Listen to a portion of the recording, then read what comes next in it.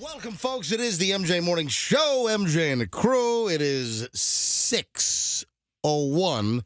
I just remembered I got to answer an email. A listener sent me a note. Hey, what's that music that you play at the beginning of the show? The da-da-da-da-da-da-da. Hang on a minute. I got the email handy here, and I meant to write them back. I think they sent it to me a couple of days ago, and I'm just a little behind on email because I'm buried. And I try to get to everything, but let me see if I can find the email from the listener, because I feel bad that I was not very prompt in returning this particular email. I think you covered the gist of it. I mean, what's the name of the piece? Well, does it sound familiar to you?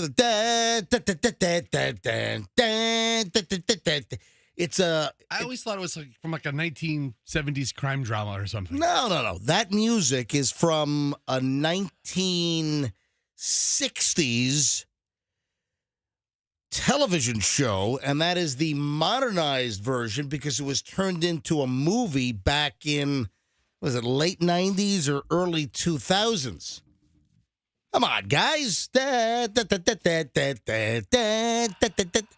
Coop, go find the original theme for the TV show Lost in Space. Guys, you don't know that. I don't know that show. Yeah, it was I was like barely alive. I was like a new human when that thing came out. Is that the one with the robot that would like molest the kid or something? Oh, it was like this awful looking robot. Oh, hello. And you talk like that. And the creepy professor guy or scientist guy. Oh, no, it was the professor that was creepy. Oh, that guy was really smarmy and creepy and always scheming. Ugh. Yeah, but then remember, hey, Rox, is your computer booted up? Are you okay? Yes. All right, look up the movie Lost in Space. When did that come out? And Coop, do you have the TV show theme? I think so. This says season 1 intro, and it looks really old. All right, go ahead, roll it. Okay. Yeah. All right. This is odd. I like this better. You like this better? Now, the music might have changed. Now, they might have changed the music like in later seasons. Because it... Yeah, you know what? The season 1 might be too old. Try and find I don't know how many damn seasons that thing was on. Right? Yeah. It says the actual movie was 1994. Was it Does that sound right? Really? No. Could it have been 98? I think it was 98. 98. Yeah, 98. Yeah, 98. Where did you get 94 from?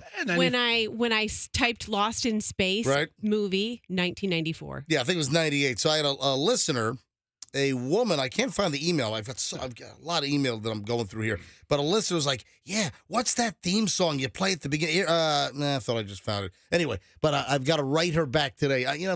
Maybe during the first commercial break, I'll find your email and write it back. But that is what it's from, Lost in Space. And it's from the soundtrack CD. And we've had various show openers over the years. And I don't know, I just found that to be kind of energetic and, I just thought it set good energy for the beginning of the show is what I thought. Oh, Fester, yes. Were you here again sleeping on the couch in the performance studio at the radio station this morning, or did you come in at normal time? All right, a couple things about that. Yes. One, yes, I came in at normal time today, and I was only going to be a little bit early yesterday, but I set my alarm for an extra hour early. And I didn't know I was an hour early until I got to work because I don't see a second clock. Well, see, that's bizarre. I just can't imagine. How about don't you listen to the radio? I mean, I don't know. Don't you see? No, you have stuff is off. You have a phone that has the time. Yeah, that too. The phone is constantly displayed. Your car, but listen, your car, I don't even know if you've got a clock that works in your car because your car's 20 years old, 22 years old. Have a clock that works, but it's an analog clock. It has arms. Oh, you can't read a regular clock? My eye isn't drawn to it. Oh, okay. I mean, I'm not looking for the time because I think I'm on time. Fester comes to the studio an hour early yesterday, and then when did you realize you were here at an hour before showtime? When I get into parking lot, nobody's here. No one's there. No cars are there. And what's going on? Oh, then you finally checked your phone to see what time it was? Well, I guess, where is everyone? Because I thought I was 20 minutes early or 30 minutes early. Yeah. And I'm an hour and 20 minutes early. Hour and 20 minutes early. And then he decides he's going to go back to sleep on the couch. That's the weird part. He goes back to sleep on the couch in the Performance Theater here at the radio complex and then leaves a note for Coop when Coop gets in. Hey, I'm sleeping in the... Do you have the audio of this, Coop? I do. Set your alarm. And I got to say, when I pulled in, I saw Fester's car, and I was like, did his car break down yesterday and he had to leave it here? It was already there. All right, here's what I want to do. When we get back, the next chunk, got to take a quick break because it's that time. We'll take a quick break. When we get back, can you also see if you can dig up the Lost in Space? And did the theme change in later? It must have changed in later seasons. Season 3 has the same theme. What? Yeah. Hold on a minute. Am I going nuts here? All right, hang on a minute. All right, so when we get back, I want to get to the bottom of that mystery for our opening music. And then I want to play the video that Coop shot of Fester fast asleep when he came into work an hour and 20 minutes early yesterday, and Coop shot a video walking down the hall and finding Fester sleeping after he saw the note, hey, I'm dozing off in the theater. So we've got video documentation and audio of Fester, then him getting waken up, then him getting awakened, get him woken, whatever. All right, so it's early. It's freaking early, folks. We know what you mean. Exactly. All right, that's next. Hold on. Could be fun. Next, MJ Morning Show here on Q105. PDQ.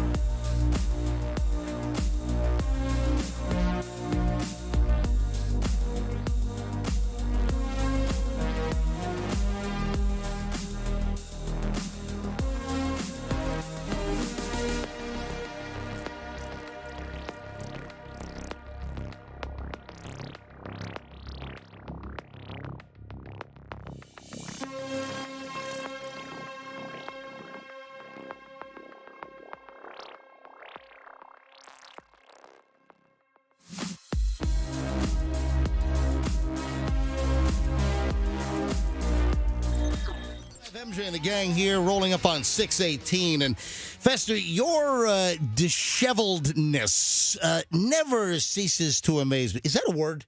Is Rox? Can you look that up quick? I'm sorry to task you, as Michelle would say. Stop tasking me. Why are you always tasking me? That's the new thing. Well, maybe over the last 20 years. But Michelle, she loves to say that. If I say, "Hey, Michelle, would you mind?" And it's always, "Why are you tasking me?" So I know disheveled. Now, if Fester is disheveled and I'm discussing his condition, can I say disheveledness? Is that a form of the word? Yes. I found a forum that says, is disheveledness a word? And the answer is... Hello? Okay, it's a really long article. I don't really have time to read this. I think just use disheveled. Because even when you go to the disheveled dictionary, it doesn't give you... Fester, go to M-W. I got to know. This is driving me nuts now. All right, go to M-W and type in disheveled. Now, Fester is a disheveled human being. That's another word I love. I just love the word disheveled. It just sounds like you're a sloppy mess. All right, so Fester, we have disheveled, and I need the variations. No, you got to scroll down. Scroll down. We need to, let's see here, different versions of disheveled. Is it here? Disheveledness? Is it not in the, it should be. It sounds like it makes sense. All right, anyway. It does, but then couldn't you just substitute disheveled instead of disheveledness? Yeah, but when you're talking about somebody's overall condition. Yeah, that's what I'm saying. The overall disheveledness of the entire situation. Exactly. That's what I'm referring to here. Okay, hold on. I have an idea. All right, so Fester, we'll talk about your sleeping situation in just a minute. I just want to clean up the opening theme music question. I found the email, by the way, and I love to super serve our listeners. If they ask a question, I want to try to get back to them. And I just emailed her back during the break. Not a word. Okay, continue. Not a word? No. Because I just typed it into my Word document and wrote a sentence using it, and it's telling me it's not a word. Sometimes word is wrong. All right, so I got an email from Carmen Vasquez. Now, I don't know, is Carmen a Vasquez or is Carmen a Vasquez? Because I've heard both pronunciations. So, Carmen, I got your email. I just responded, and Carmen wrote, "Good morning, MJ and crew. My name is Carmen. I've been a listener for a long time. So glad you're back. It makes my day. I wanted to know the title of your intro song. I would like to have it as a phone ringtone. Please let me know. Thank you. Love the show." Again, Carmen Vasquez or Vasquez. Carmen, I just emailed you back, and it's Lost in Space. Now, what I'm playing is a remake, the techno version from the 1998 remake of the TV show, the movie Lost in Space, and the band that did it was Apollo 440 is the name of the band. Apollo 440 is the name of the group. Who? Apollo 440, whoever the hell they are. Yeah, now, never heard of them. Bring up the TV theme song over here. Bring that up. All right. This is a chunk from the TV show. I don't know if they changed themes later in the season, but the show, it was really a terrible show, Lost in Space. And it was like on 1965 to 1968. So when it went off the air, I was 2. I was 2 years old. But then the movie came out. I'm like, man, I like that techno version. It's pretty good. All right, here is, listen carefully. This is the old TV version.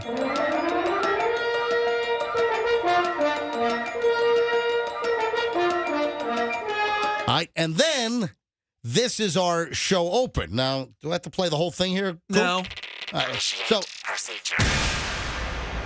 Okay, the MJ Radio Network. This is our show open. A little bit of a little vampy ramp up here.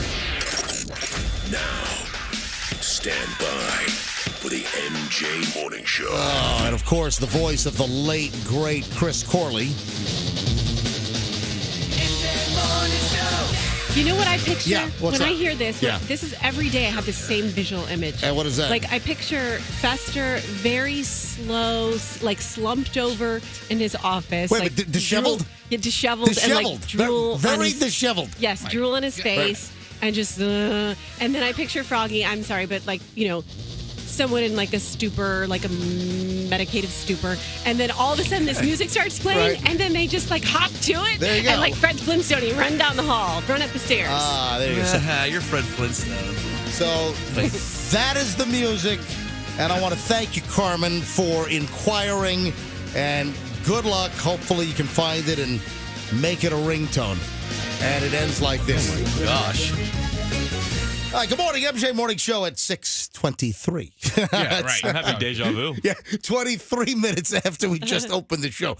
All right, so Fester, for the early crowd that didn't hear this, we played this later in the show yesterday. You're blowing this way out of proportion. You really are. Dude, you've got a problem. I do not. Yes, you do. If we're outside of a clock change with Eastern Daylight Time or Daylight Saving Time, which, I don't know, it might just get changed that we don't change our clocks, at least.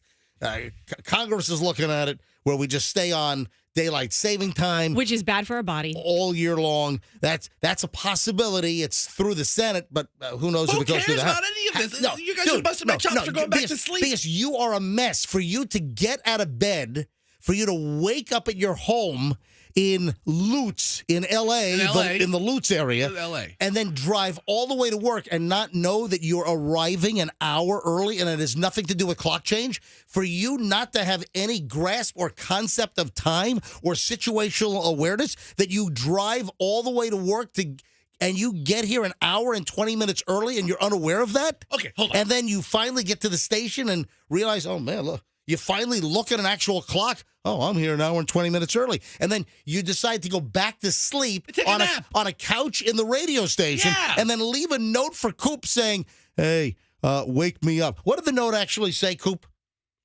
What did it say? It says, Coop, get me when you get here in performance studio sleeping. Fester. Yeah. And then you thought it'd be funny to show a video of the note and then walk down the hallway to our performance theater. Well, I didn't know if he was trying to pull something on me. I didn't know if it was a trick, so I was like, okay, I'm going to document this just in case. And then Coop rolls video on his camera phone, and it's pretty funny. Some listener commented what? Somebody said, I didn't know you guys worked at a maze. Yeah. It really is a maze. I don't know what CBS Radio was thinking, but CBS used to own the Beasley stations, and the Beasley media group, they bought all of the Tampa CBS stations back in like 2015 or something. Somebody who was on acid probably designed this place, like Alice in Wonderland maze. But it's the whole studio. But even the studios are too small. They're cramped. They're not wide enough. Somebody was on drugs at CBS that like approved this space, and it's a maze. So roll the audio, Coop. And can you fast forward in so we don't have to watch you go down the hallway and everything? Yeah, I'll start with the note and then we'll scroll ahead. All right, so the note says, Get me when you get here in performance studio sleeping. Fester. And then you proceed to walk through our maze. Yeah, so I'll skip ahead here. Yeah, like you're that mouse in that story. What, flowers for Algernon? It's just like that.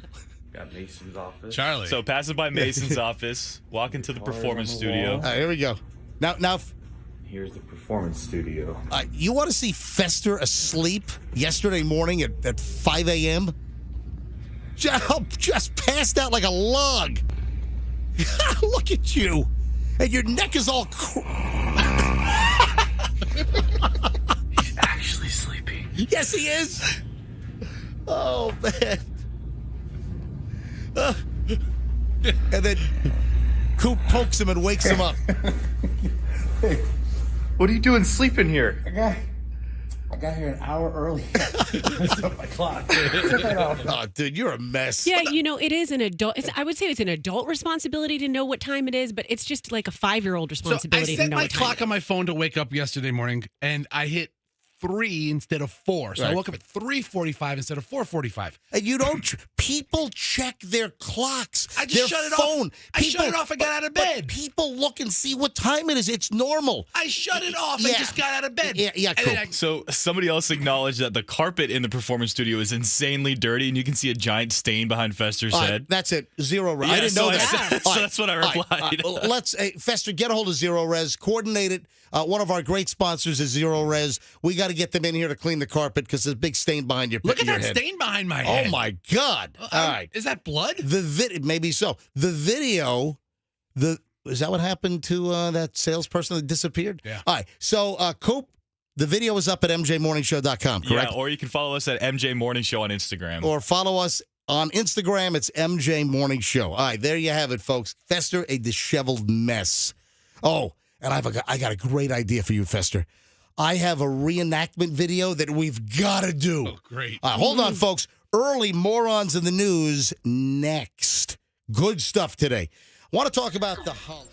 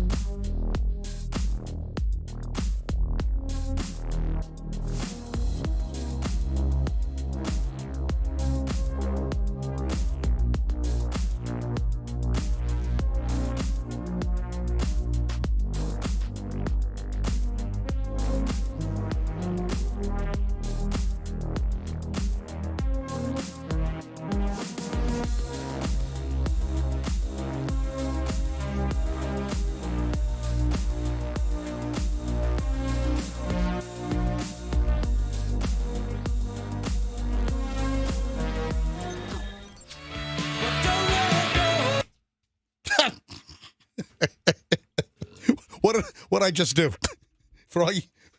Cut the music off? I just stopped it. It's like 26 seconds left. What? Oh. Anybody know what I just? What is our experiment this morning? You really just pissed off that 38 special guy. Exactly. I want to see if he's listening this early. I want to know if the 38 special crazed whack job fan. I want to know if he listens early in the program at 6:39 in this case. Folks, if you don't know the deal, I've mentioned this maybe, 3-4 times over the last year plus that we've been back. There's some kind of nutty 38 special, like groupie wacko listener fan. Can't you say a loyal listener? Okay, I'm sorry. Loyal. Somebody who's really into what we do on our station, there's music. There's a loyal Q105 listener who apparently is like just mentally out of his mind with 38 special. How many messages, complaint messages, did he send? That's the point. I know, I think at least 6. Wow. So this guy, if ever our show has played a 38 special song and we don't let it go to the very, very end, or if I talk over the end of it, this guy would write a complaint email to Ted, our program director. And I'm just curious. Really likes those guys, huh? When I saw 38 special was coming up, I'm like, let's see if this 38 special nut job, let's see if he's listening early in the morning. So I figured, this is a test. This is only a test. Well, so we'll find out. Yeah, Coop. All right, someone's calling in claiming to be the 38 special guy. He really loves 38 special. I don't know if this is the guy. Oh, wait. Hang on. I got to get to early morons in the news. I've got awesome, spectacular more. I can't wait to do morons today. That's how great the morons are. All right. Hi, good morning. Who's this? well, it's CJ. Hold on, CJ. Hold on. You're telling us you're the guy that calls our program director to complain No, about... emails. Emails. Yeah, because if you go to the Q105 website, there's like the contact and Ted, our program director's email is there. So people can obviously send email to Ted praising the MJ Morning Show, which of course that never happens. People only go to the website to look for the program director to complain about something. All right, so CJ, are you really the 38 special complainer guy that emails our program director whenever I don't play the entire 38 special song to the last bitter note? Well, no, that's not me. All right. That is not me. I'm a great listener, though, because I listen to your radio station every time I come to work. Well, Thank you. I appreciate that, and thanks for attempting to provide us with morning show content this morning, CJ.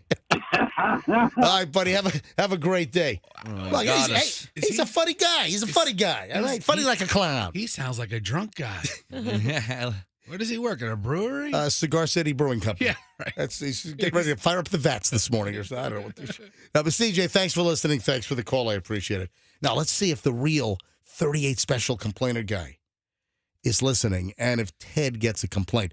Early morons in the news, man. I got some good stuff today. Bus driver paid the kids on the bus $5 to swab their cheeks for COVID tests. What? Huh? Listen to this. Oh. You know, this is like the equivalent of trying to have somebody give you clean pee for a drug test. Yes. That's what this is like, the equivalent. A North Carolina bus driver has been arrested for paying school kids $5 each to swab their cheeks for COVID-19 tests. Raina McManus, 35, was taken into custody on Tuesday after parents in Charlotte, North Carolina, complained that she had allegedly been swabbing students on her bus route. The bus drivers accused of swabbing students at the Ridge Road Middle School without permission from parents or the school. She gave me the Q-tip thing, made me swab my mouth, and when I was done, I put it in the cylinder and gave it to her. Then she gave me $5. This whole deal, it surfaced last month, and they ended up firing her. She's charged with soliciting without permission of a school official during school hours and privately using a public-owned vehicle. It wasn't immediately clear what she was using the COVID tests for. But, I mean, I don't... Something's going on. It's almost like, was she selling I think negative COVID? Yeah, it's like she's selling clean pee. I think She's selling, Raina, I don't think she was using them for herself. I think she was trying to get a lot of them to sell them. almost like she's selling like clean COVID tests. Is there a big market for that right now? I don't know. Trying to buy a clean COVID test? I mean, I've heard of the clean drug tests. And have you heard of those? All the ways that people try to. I've only had to take, guys, I've only had to take one employment drug test in my entire career. Yeah, because you've always worked at radio stations where if they did drug tests, 3/4 of the staff would be gone. I had to take one at Publix. That's the first one and last one I took. Fester, that would be a correct answer. So wait a minute, you were like 16 or 17 at Publix? Yeah, Was your parent there? You have to have parental consent to like my be in a parents cup? had to go with me, and I had to go in the cup. Is that true? Yeah. To get a job at Publix, you have to pass a drug test. Yeah, listen, radio station wants to go out of business, drug test the building. Now, when I joined the radio station, That's a different story. Yeah. no drugs. Try testing Froggy now. Oh, there's nothing illegal in my system. Froggy's a human grow house. All right, so, Fester, you would happen to be wrong because I was drug tested at a radio station. What? Hold on. Ew. You're wrong. Maybe not every radio station, but What, like Joy FM? like some Christian station? Should work right. All right, we're gonna have a group prayer, and then we're gonna have Todd take a whiz test here. I worked at little radio station WCPK, Chesapeake, Virginia. My first radio gig, I was 16 years old. Actually, I was like 15. I was like 15 in like 10 months. My mom had to drive me until I got my driver's license. They didn't drug test me there. I worked for WVAB in Virginia Beach. Neil Ardman, who some know, he was my program director back then in like 1983 or something. No, I wasn't drug tested there. I worked for WNIS in Norfolk. I was not drug tested there. I worked for Z104, WNVZ, Norfolk Newport News. I was not drug tested there. Went off to college to WVBR, FM Ithaca, the Cornell student-run commercial station. Okay, what are we doing? I was not drug tested Are we going there. down your entire I podcast just didn't hear resume? you a lot of letters. As a matter of fact, I am. All right. So then, after college, I went back to Norfolk and I got a job at Susquehanna's WGHFM. Not drug tested there. Then I got hired across the street to WNVZ again, Z104. I was not drug tested there. Good. Then I was hired in Los Angeles at Pirate Radio with Scott Shannon. Not drug tested there. Then, after a couple of years at Pirate, went back to New York City and we went to WPLJ. Radio guy hacking across America. Guess what, Fester? Real journeyman. Guess where I was drug tested? In the New York City market? WPLJ. Oh, it was owned by ABC back then. It was owned by Capital Cities ABC Broadcasting.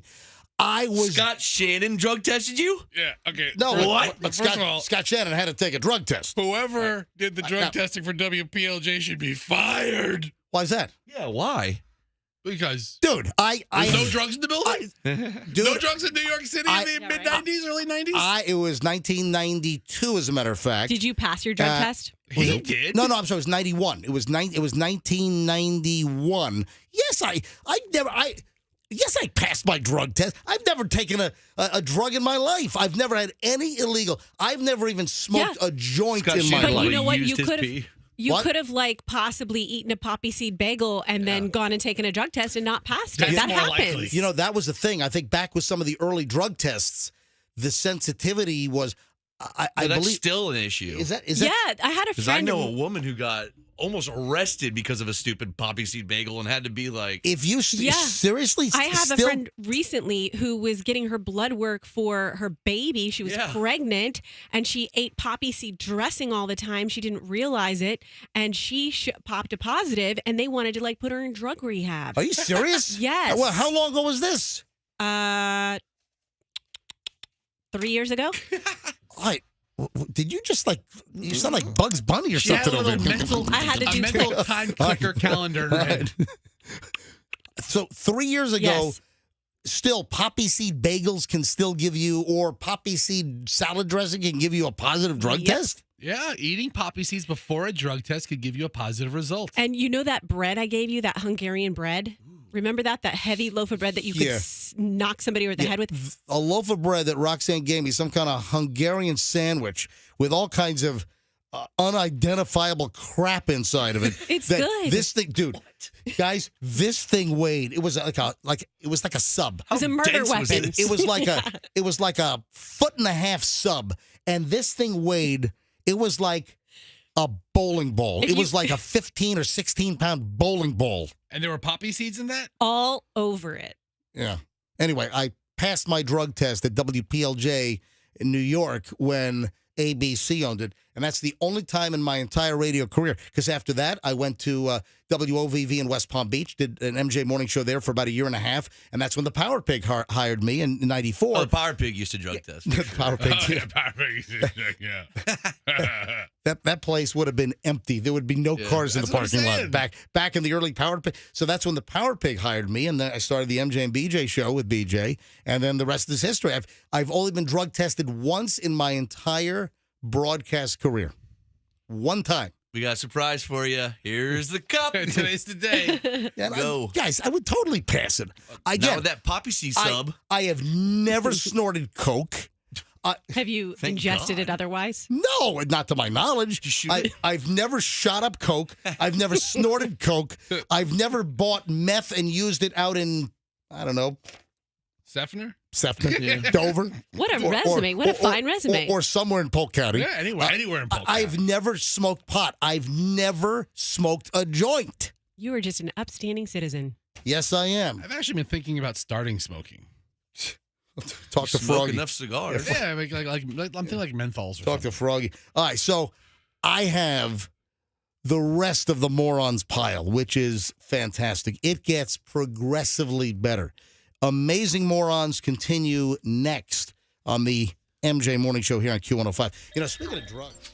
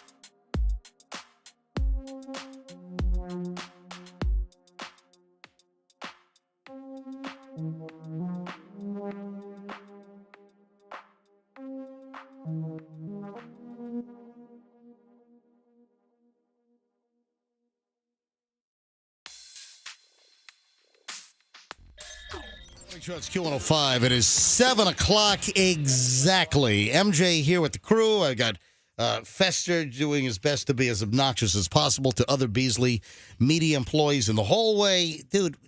It's not my fault people can't take direct talk. I mean, My God. Is that what you call it? I call it getting straight to the point and being right. But Fester just yelled at the dude from the Spanish station for whistling as he goes down the hall. Okay. What are you? Why? And then the guy confronted Fester, and Fester's like, "I'm just kidding." Well, Yeah, right. You just had like a little, like a I'm sick. Okay. What is? What? Whoa! What's wrong? What do you mean? I don't know if I should tell you, but I've thrown up 3 times this morning. I don't know why. Are you serious? Yeah. Did you see me run out of the room? Dude, do you have COVID? I don't know. I might be sick. Oh, you're not going to believe who has COVID. Who? Oh, God. You are not going to believe. You? No. I feel sick. All right, hold on. I got to finish with the morons in the news, but Is somebody me, around here? You're not going to believe two folks that I know. I just found out COVID. You know, probably the latest variant, which is what, the BA2, which is BAD? highly contagious. All right, Frog, you're not COVID. Do you have a test with you? Yeah, I have one in my back pocket right here. Okay. No, but I have thrown up. As Froggy pulls out, what? Did you pull out a middle finger? I couldn't see you. I am. Did you? Is that what you I did? find myself rather nauseous today. And Do you cry when you throw up? What? Yeah, I mean, a lot of people. No, I mean, no. it's traumatic for a lot of it's people. very easy for me. Hold on. People cry when they throw up? Yeah, I mean, it's like stressful. I love it. I've never heard of that being a side effect of throwing up, that you cry. Yeah, you sort of tear up when you Yeah, do it, yeah. but I'm so used to it at this point. You got the MJ Morning Show. It's Fester. Did you settle things with the guy you yelled at in the hall? Fester's such a Why? jerk. to Why would you people. yell at a fellow You want to know what he employee? did? Listen, Tell me what he I'll did. tell you what he did. And then I got to get back to the morons in the news. Nandi's like the most, the nicest guy ever. Yeah, he is. And he says hi, and He's and a pretty nice guy. I don't know about No, nice. he's very yeah, nice. he's very nice. And he does this thing with his mouth where he goes, and he blows like a whistle. Yeah. And he was walking down the hall, and Fester goes, "Hey, come on, man, stop being a bleep hole. This is a radio station." I didn't say bleep hole. I did not say that. I did And not say then Nandi like kept walking and stopped and goes, "Oh, are you serious, man?" And then Fester goes, "Oh, I'm just kidding," because he got all scared. First of all, I don't get scared. Yeah, I don't get scared. You didn't want that confrontation though, because he caught you. The deal is that Fester It's just you rub people the wrong way. but he's dude. trying to be funny, but other people. No, this wasn't funny. I don't This think he's was- trying to be funny. I think he's trying to be a bully. But the things that you think are funny by being playful in the hallway, other people take it like you are just a real diva dick. Don't say that. Sorry, but All right, he but, said he was. All right, this is Okay, all. It's all fine. okay. I'm not going to say Fester, bully. what? Everybody just but shut up. you're Oh, like- now he's telling us to shut up. I know what it is. I'll I know what it I'll is. turn my guns on the 3 of you right, guys. You're marking Seriously. your territory. Go That's ahead. what it is. It's like an odd marking your I territory love thing. you. You have no idea How what you I'm- mark your territory? Well, maybe you do have an idea about that. I think am- you owe him an apology. I'm don't. continuing with the early morons in the news, ladies and gentlemen. Fester, I just don't want to hear more complaints about you and interactions and how With you, other pieces. you can't get along with others We're in the a building. radio station. Yeah. The guy sounds like a car alarm walking down the hallway. So you Maybe were that's not- trying to criticize maybe it's him. Not, maybe okay, no. I was trying to criticize him, not in a terribly mean way, although in a very straight face. All right, I'm turning the mic off. I'm just moving on. It was very mean. Is that like let's- behavior let's- correction for Fester? I turned his mic off. All right, Fester, I'm turning your mic back on. Back to the morons All in the right, news. morons in the news. All right, you guys were out of the room. Roxanne was in the room, and I teased an item. I said, Roxanne, do you know what skip scanning is? And you said no. No, I don't. I mean, I can kind of make some guesses. Skip. Seems like you threw an extra word in there. All right, Fester, can you just unprickify for a minute? Do you know what skip skin? Hey, MJ, yes. That's a good word. All right. Let me tell you. I mean, it sounds like something instantly that you would do on either What's skip scanning? Tinder or Grindr. No, I think of it as like. For all you, what's skip I think scanning? it was like do something to somebody's credit card or something like. It just hit me. Nope. What? Just hit me. What? It's when you are leaving the store and you skip the scanning machine and you go straight to your car with all your stuff. You skip It's the a very literal translation. Pretty darn close. Yes. Coop, were you going to weigh in on skip scanning? I was going to say the same thing. Yeah. Roxanne, you're very close. when you skip scanning your items? Yeah, skip scanning is when you're checking out at self-checkout and you like roll the item very quickly across so it doesn't scan, or you've got the barcode facing the wrong way. you make it look like you're scanning the item, but you don't scan the item. That's skip scanning. Now, some of the technology detects it, and you know that something's in the bagging area that wasn't scanned. I know, but people know how to do this. There are people that know how to skip scan, and that's what it was. I saw a story. This is a woman in Indiana who was at a store, and she was skip scanning. This was a Walmart, and I'm sure Walmart is the victim of lots of fraud and skip scanning, although I would think that Walmart would have some of the best technology to detect this crap. But, see, this is where you initiate one crime, and then it just completely snowballs on you and totally unravels. A woman in Indiana, Seymour, Indiana, arrested on drug charges after a theft at a Walmart supercenter. It then led the cops to discover that this woman was like a rolling illegal drug operation. Lacey Musa, 28 years old. She was arrested for dealing methamphetamine, level 2 felony possession of methamphetamine, level 3 felony theft, level 6 felony possession of marijuana, class A misdemeanor, possession of paraphernalia. So she was skip scanning, and the fact that she was not scanning all the items at Walmart upon checkout led the cops to discover that she was a walking, rolling, illegal drug operation, this woman. Just pay for your stuff, lady. So she and a guy were identified as skip scanning at the self-checkout station at Walmart. And the Walmart folks, they informed the police, and that's how this whole thing unraveled. Listen to this. They found 44 grams of methamphetamine. That seems high. 44 grams. That's a pretty reasonable amount, right? 44 grams? It's a good chunk, right? It's an unreasonable amount. I mean, that's a ton. But again, I just thought that the term skip scanning was just a good vocabulary word to propagate and to discuss here on the MJ Morning Show. I could see you looking out for that and reporting people for skip scanning. What, you think I'm a skip scan narc? Well, no, I mean, I could just see now that you know the word, if you see someone doing it, you can properly describe it to MJ authorities. stands outside of a Walmart like a poll watcher. Oh, skip scanner. Right there. Hang on, guys. Do you think that we could ask for a dishonest individual listening right now to call up and admit they've skip scanned? Well, I told you when I did. Well, Not purposely. Yeah, but that was at the airport. Yeah, it was accidentally. Yeah, you weren't trying to be a thief. No. To be labeled a skip scanner, it can't be an accident. Yeah. It has to be deliberate. Some of the airports, they have those kind of self-service places where you can grab food. And I've been to a bunch of airports but a lot of times there's like a worker that's kind of overseeing things. The same is true for these self-checkouts. Right. But you ripped off a sandwich at like the Charlotte airport? I did. Great memory, Douglas. Right? Douglas International. Charlotte Douglas. You were on an American Airlines flight. Yep. And you ripped off. You put that in your airport diary. Yep. What happened? By airport. So what happened when you ripped off? I had a bunch of things in my hands, and I was trying to run them through, and I thought I did all of them, and all of a sudden I'm walking away. I'm almost to my gate, and I realize I still have a sandwich in my hand that I did not pay for. All right. Is there anybody that wants to call up and anonymously admit to skip scanning? Are you a habitual criminal skip scanner? Do you go to stores with self-checkout and you pretend like you're scanning, but make sure that it doesn't scan so you don't have to pay for it, which I think is a really, really bad thing? How about the one you put the small, cheap item underneath the item, Well, like a piece of gum or something? Right. That's another. That's What? brilliant. I was about to bring that up as well. Another racket that people do is they'll have an expensive item and then they'll take something kind of small and flat, put it underneath, and scan that code and move both items into the bagging area. But sometimes there's a detector for that as well. But there are other times, there's another racket. By the way, are there any really dishonest maggots that would... Oh, man, I shouldn't say that. Yeah, I mean, if you're going to start off by calling them that, All right, I'm not going to call it. hang on a minute. All right, are there any folks that are dishonest that are listening now that have skip scanned? Now, you can call up. You can remain anonymous.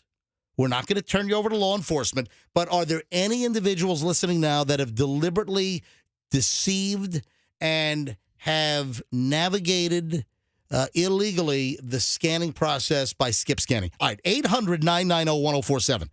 800-990-1047.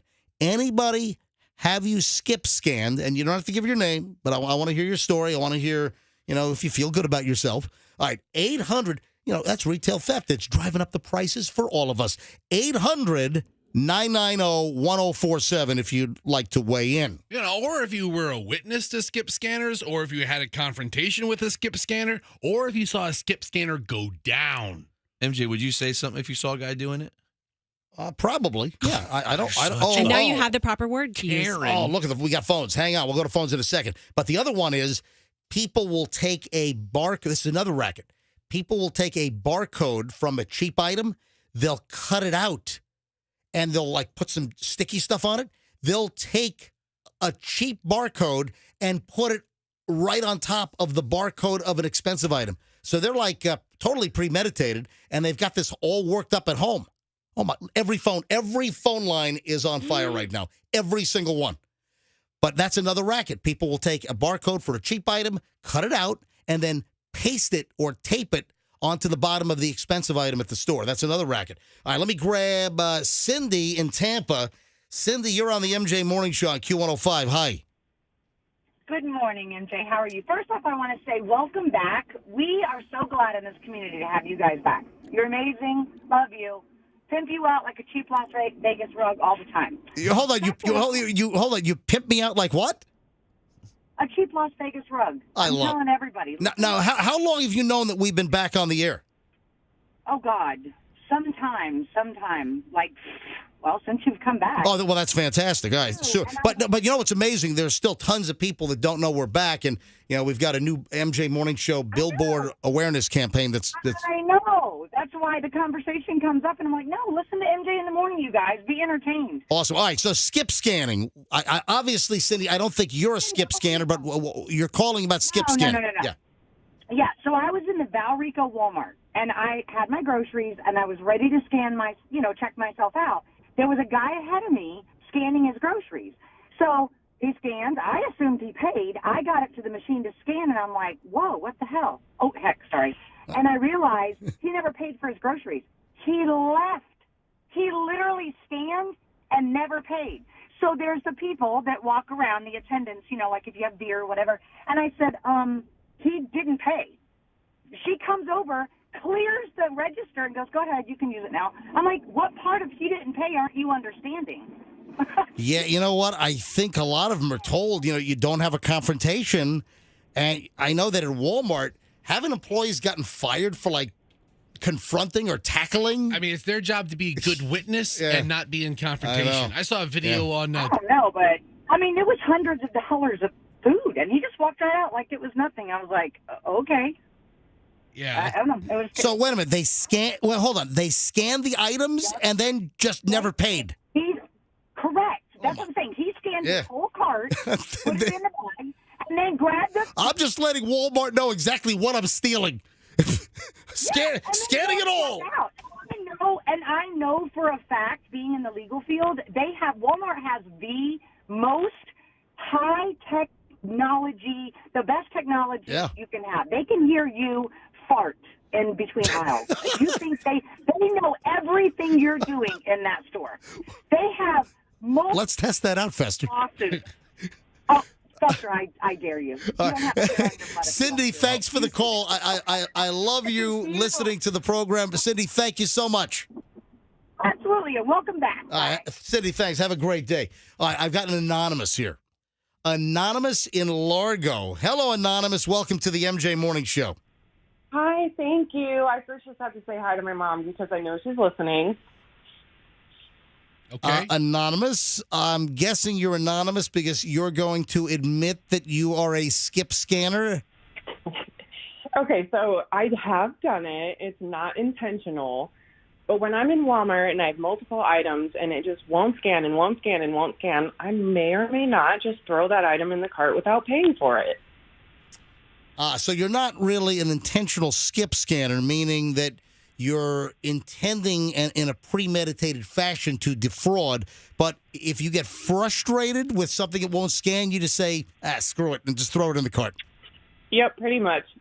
How many times have you done that? I mean, I don't know. You know that you can raise your hand, and one of those Walmart employees in the, what is it, a blue vest or a yellow vest or whatever it is, Yeah. they'll come over and help you pay for it. Well, they have come over and tried to distract me by talking to me before. So. All right. They've got their eye on you. All right, thanks, Anonymous. Let's grab, another Anonymous. I think a mother's going to rat out her daughter. Anonymous in Port Richey. Anonymous, you're on the MJ Morning Show. Hi. Good morning. All right, what's going on? So I do have a daughter that does it for a thrill. She makes six figures between her and her husband. She will go to Walmart. She will buy probably $100 worth of stuff, but she'll find like one item that's like maybe $10 or $20, and she won't scan it. Yeah, that's a kleptomaniac. Yeah, that sounds like a disorder. How old is your daughter, Anonymous? She's 28 years old. My God, and between her and her husband, they're making into six figures, and she gets a thrill out of ripping off a $10 item from Walmart? She does. It's the weirdest thing. Yeah, the last thing she needs is an arrest. Yeah. Right? Yeah. Right? Yeah, that might set her straight. How often does she do this? How often does she skip scan? No, not a lot. It's just once in a while she'll do it. Just once in a while. She's going to perform some petty theft at Walmart. Anonymous, Thanks for calling. All right, one more call, and I got to move on. Another Anonymous in Tampa. Hello, Anonymous. You're on the MJ Morning Show. Good morning. I love you guys. I listen to you every morning on the way to work. Thank you. And what would you like to confess? It's not me. It's my boyfriend, Rudy. He is a habitual skip scanner at Walmart. Guys, do you notice like every call is about Walmart? You know, Walmart's probably going to want to, Walmart's going to want to download this segment from our podcast and like pass this around to the security folks all around the damn company. Listen, they see you. They just might. He skip scans everything from food to meat to Legos for my son. He skip scan. He takes the cheap tag off of children's shoes and puts it on a nice pair of leather shoes. What? Well, hold on. Then, if he gets busted, then he plays the old man card that he didn't know what he was doing. Oh, so he's gotten caught before. Almost caught, not like arrested or anything. And he just plays the old man card. And, okay, I'm sorry. Yesterday he was at Walmart. He skip scanned all kinds of ribs, meat, and the alarm went off, and they came over, and, you're okay. Exactly. Wow. Oh, sounds like you got a real upstanding citizen. And this is your daughter's boyfriend? No, hers. Her boyfriend. My boyfriend. Oh, your boyfriend. I'm sorry. So you wanted to remain anonymous, but you just flat out named Rudy. Rudy in Gibsonton at the Gibsonton Walmart. My point is... Are you trying to get him arrested? No, I'm just trying to get him to listen and stop doing it. All right, my point is you want to be anonymous, but we know that your boyfriend is Rudy in Gibsonton, which is really specific. And the only other Rudy I know is the football player. Well, is he a carny? Does he work for the carnival? We used to, yes. We used to. So each one in Gibsonton that's listening is knowing who I'm talking to. Oh, my God. Yeah. You have no idea how anonymous works, do you? All right. So, Anonymous, how much in merchandise, if you were to come up with like a retail value? Thousands. Wow. That's incredible. All right, listen, Anonymous, thanks for the call, and call us back if Rudy finally gets pinched, okay? I will. How old is Rudy, by the way? Hold on. Before I let you go, how old is he? 69. 69? Wow. Well, he plays the old man card. I'm confused. How many 69-year-old men named Rudy are there in Gibsonton? I didn't take my Prevagen today. Yeah. Don't get me started on that fraudulent crap. All right. Thank you, Anonymous. Man, look at the phones. So, line 2 got caught, so she has a good story. Oh, all right. Hang on. We're going to go a little late here. Jeannie is in Newport Richey. Look at this. So the Morons in the news story was kind of a marginal story, But look, I knew it would launch discussion on skip scanning. All right, so Jeannie, you got caught skip scanning. Yeah, they are there with a hand scanner, and she stood right by me, and I had an extra cushion for my lawn chairs. And she said, you got an extra cushion in there that you didn't pay for. And how did she know? How did they know that you They got hand scanners in their hands, those things they hold Yeah, when I they're know. walking back and forth. It's actually scanning your machine, what you're checking out. All right, so they were able to keep track to see if it matched up. I pay for every cushion, yeah. Gotcha. Wow. And what happened? Did you say, ooh? Then I acted stupid. I said, I only wanted 4 of those and 2 of the other colors. And she just took it out of my cart and I left. Wow. All right, Jeannie, thank you. And have you... You're welcome. Oh, now, but that was intentional? Yeah. Yeah. I can't believe how flippant they... Oh, yeah. Yeah, if I gotta purchase this, if I gotta be the one doing the work, I might as well get something for free. I mean, they're not getting paid. I mean, I'm doing their work. I'm not getting paid. So you're taking the place of a checkout person. So you think they ought to pay you, and you'll take your payment and steal in a free cushion. No, I want a free cushion. I mean, honestly, free shit, why doesn't I'm these stores working for 'em. Dump. Yeah. These stores should give like a 3 to 5% discount for people who use self scanners. What did I just dumped She it? dropped the S bomb. Oh, the S bomb. Yeah. Yeah, it's fleeting. That was what a lot of the texters said, that they do it because they're mad that they don't pay real people to do it.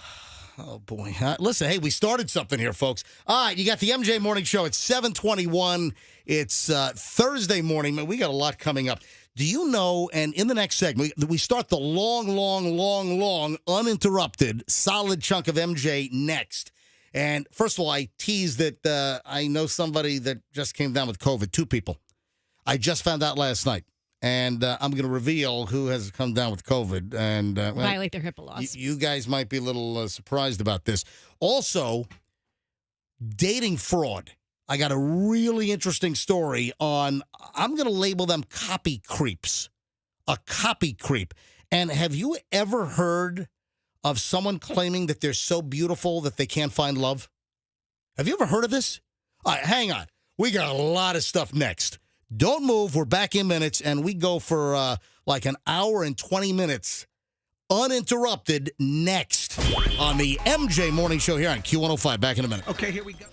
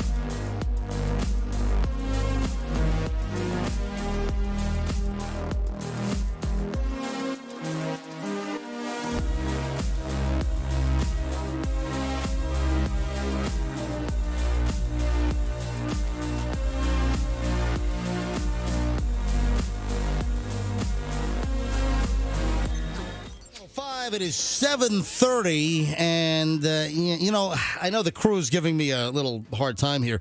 Hey, are you violating any HIPAA stuff? Well, no, I'm not the employer. No, you're not the medical provider. So no, technically you're not. But we like to say that when you do. You actually like to say, are you violating HIPAA violations? Ladies and gentlemen, it's Roxanne, our legal analyst here on the MJ Morning Show. In fact, I think you're slated to replace Dan Abrams as the Good Morning America legal advisor very shortly. Yes, Roxanne with her legal commentary. Yes. Where's Froggy?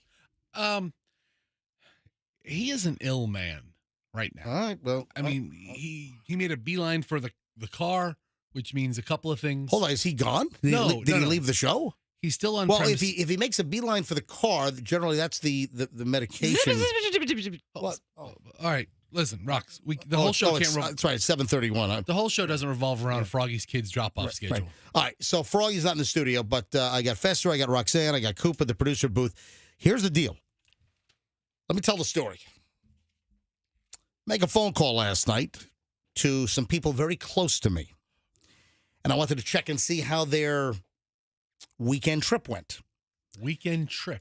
My mom and dad flew to Richmond, Virginia last Thursday because they had a wedding to go to in Richmond for a very close friend's kid, whatever the story was. Anyway, they flew to Richmond, Virginia for a wedding on Thursday. And I called them last night. Last night was what, Wednesday? Mm-hmm. Yeah, because they got back on Tuesday. No, I'm sorry, they got back on Monday or early Tuesday, whatever the story was. So they got back to Florida. They live on the East Coast, my parents. Mr. and Mrs. Schnitt. Yes. So I called them up last night to say, hey, how you doing? How was the wedding? How was the trip and everything? I'm out walking the dogs. Folks know that sometimes I'll shoot an Instagram Live. I finish my afternoon show at 6 p.m., and I go for a 2+ mile walk every single day, rain or shine, with my 2 Jack Russell pups. And I call my parents, and I'm like, hey, how'd the trip go? Oh, it was great. The event was beautiful, and we did this and that. And I said, anything else? Yeah, we're not feeling too well. You know, we've got runny noses, and I've got this cough that won't go away. I'm like, Mom, you guys have COVID. No, we don't have COVID. No, we don't have. You're being dramatic, Todd. I said, did you guys ever have the government send you those free COVID tests? Oh, yeah, we've got them. I'm like, do me a favor, Mom. Go get the COVID. Well, I'm cutting vegetables right now for dinner. So I said, all right, here's the deal. I'm going to be finished walking the dogs in about 10 minutes. I'm going to FaceTime you. I want you to get the COVID test. Said, listen, my mom is 77. My dad's going to be 80 in a couple of months. So I want to make sure with the home COVID test, the freebies that you got from the government. Remember they did round 1 in January, and then now you can order a whole second set. I got all 8. You got all 8 of them. My first ones were made in Indonesia. Right. I think the second ones were made in Korea. Really? Yeah. I would like. Yeah. South Korea is cool. I'd rather not have China, for instance. But anyway, did they listen to me and wait for me to get home and FaceTime them so I could make sure that they were doing everything properly? No, but they did it, and I called them back, and they said, "How did you know we were positive?" I'm like, because you're describing the symptoms of the BA2 or BA1 variant. I don't even know those symptoms. What are they? It's runny nose, scratchy throat, or a cough. The folks that are getting the latest variants, most people are not having a tough time. Most people, they might feel lousy. It really varies depending on the individual and the immune system. But my parents, they're both positive. My mom and dad took the test last night. They're both they use the Flomax one, which is made in China, but it came from the government. It's the white. I have that one as well. They sent that kit to me in our first batch. It's the white and light blue box. It's called like Flomax or Flowflex, whatever it is. Flomax. That might be a That might be a That's an allergy treatment. Flomax. Is that what's the one where it helps guys pee? That's Flomax. Is that, that's Flomax. Yeah, Flomax is yeah. I've had kidney stones. Listen to the name of it, Roxanne. Flomax. Also sounds like a toilet plunger or something, or some kind of a toilet flapper for your. Like they have it at Home Depot. So my parents are both positive. Does your father have an enlarged prostate? I don't think so. Flomax Is that what Flomax is That for? really is what it's for. Wow, Yeah. that's kind of. So it's not Flomax. So my dad and mom, they took the test, and they had the nice red control line and then the test line. So they got the double red line. My mom and dad are both positive. Both have COVID. They traveled to Richmond, Virginia. I'm like, well, you better let everyone know. So they flew in on Thursday. They had like events and dinners on Friday. Then the event was over the weekend. They started feeling lousy. Apparently on Monday, we just have a cold. But why did they think to test? Why wouldn't that be the first thing? I had to say, Mom, Dad, you guys got COVID on your trip. No, take the test. You know, the government sent you the freebies. And then they're both positive. How did you know? Because you're describing the symptoms and you just traveled.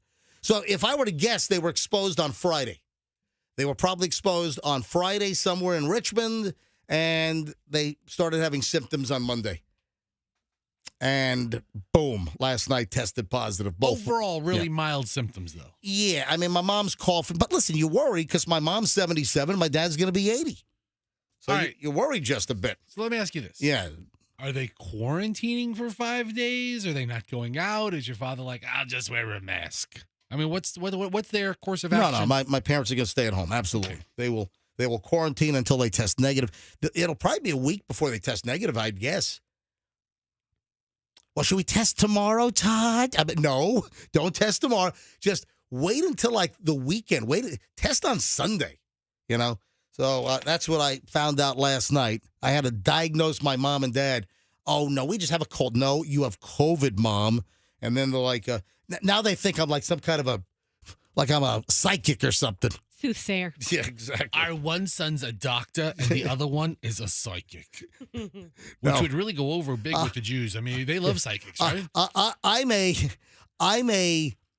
I'm a black sheep in the family. See, my brother is the doctor. The doctor. He's the doctor. And I'm the seedy radio guy, you know? I'm a vagabond. You know, that's what I am. Hey, I got a note from a listener. Hey, MJ, you could end up flying Spirit pretty soon anyway. And they're referring to the story that came out that JetBlue has offered to buy Spirit for $3.6 billion. Yeah, and you love JetBlue. Oh, yeah, I fly JetBlue. I have a JetBlue credit card even. But, I fly Delta the most. Then it's probably a toss-up between Southwest and JetBlue for the carrier that I fly the most in second place. And JetBlue would buy Spirit, completely bury the Spirit name. And keep in mind that fleet-wise, JetBlue is an all-Airbus fleet, A320 family, and so is Spirit. So it seems like it would be, equipment-wise, it would be a decent, merger. Didn't Frontier and Spirit combine to make Front Spit? So would that mean JetBlue would buy Front Spit? No. No. What? Frontier plus Spirit. No, Frontier is a completely separate airline. I thought they merged. No, Frontier is a whole separate. Frontier's the one with the animals on the tail. Right. But what he's saying is, MJ, a couple of weeks ago, there was a big story that Frontier and Spirit were in the process of merging to become the fifth largest airline. Okay. But they did not. Right. They didn't. Hold on a minute. Oh. There were rumblings that Frontier was interested in merging with Spirit. That was a story 3 weeks or a month ago. The new airline would be named Front Spit. No, it would not. It would be... No, that's a great name. Front Spit? Spit. Or Spittier. Oh, I like that one. Spittier. No. Like Mouseketeer, but kind of. What's happened here is JetBlue is trying to usurp Frontier's plan, and JetBlue now is offering more money to buy Spirit. Changing that name to Blue Spit, just like you had a bunch of Jolly Ranchers or something. Blue Spit. Did you ever have a Jolly Ranchers and your tongue's all blue? Or you drank some of that blue toilet fluid in the bathroom lavatory. Oh, that's disgusting. You know, that would give you blue spit. Yeah, that would. Or that blue barber stuff. When they put the combs. Yeah. Yeah, to try to kill the lice and the nits and everything. I think I might have COVID. Yeah. Whoa. Yeah. Whoa, MJ, you just missed this. What? What'd you say, Froggy? I don't know. I don't feel good. All right, dude. What is going on? Should I go take a test? Do we have a test here at the radio station? I have one at home. I just, but I don't have a cough. I'm just constantly throwing up. There's actually a stomach bug going around. Dude, you're just like, I mean, MJ, stop. So what's happened to like the flu? What? I mean, how come nobody gets the flu anymore?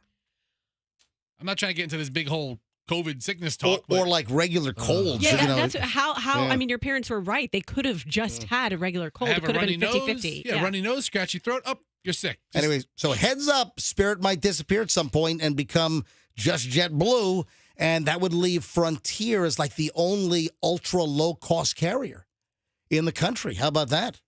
All right. Hey, Coop, do we have any other details? Folks, moving along here. And in a minute, I got to get into the women that say they're too pretty for love. Come on.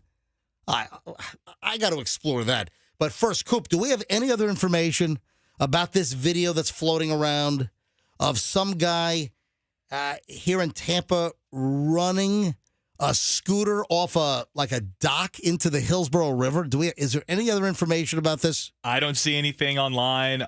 I think all anybody knows is that he just went into the water. Now, did this come from Barstool? Is that who? Did they originally publish this, the Barstool? The guy, it was an original video. Barstool takes a lot of videos and publishes on their own account. All right, so Barstool took the video.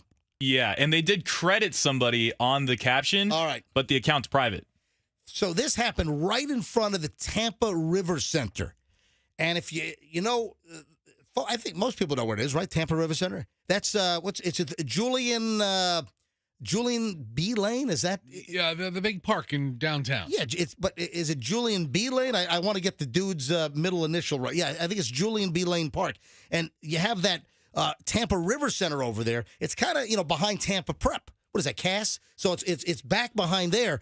And this guy is on one of those electric scooters that you rent. And there's a quick video of him running in circles, and then he runs with him on it. He runs right into the Hillsborough River. Sir, he runs right off the boardwalk or whatever you call it. It just goes right into and then the video ends with him in the water and a splash, and that's it. He doesn't jump off the scooter when it's about to go over the edge into the water. This guy just drives right. And Coop, do you have the video on our website? Have you put it up? I'm publishing it right now. It'll take like 2 seconds. All right, now, is there not a railing there? It's like almost like he drives off. Is that a dock? What does he drive off of? I was recently at UT. Yeah. And there's no gate from the edge of the water to the river. Yeah. If I had a scooter, I could drive right off of the University of Tampa campus into the river. I imagine Julian B. Lane Park is similar in that area. Yeah, Coop.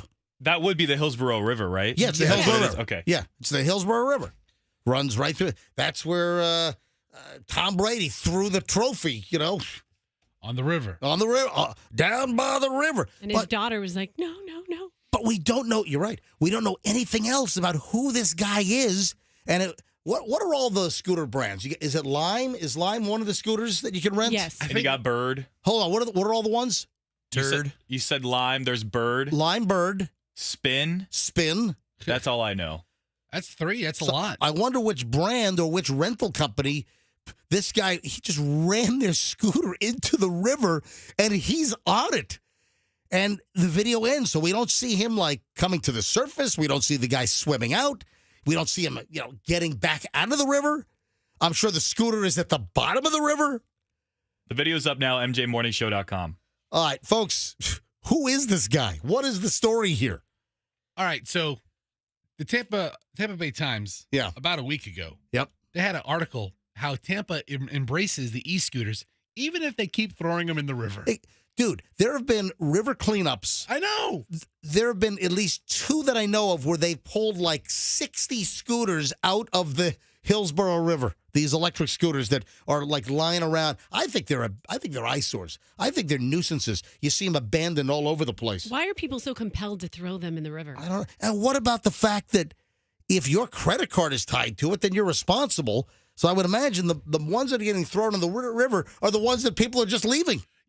I mean, I wouldn't throw one that I'm tied to, Yeah. but if I just walk up on one, and I've been in 100 different situations where there's a scooter right there just laying there, So Barstool credits the video to a guy named Cameron.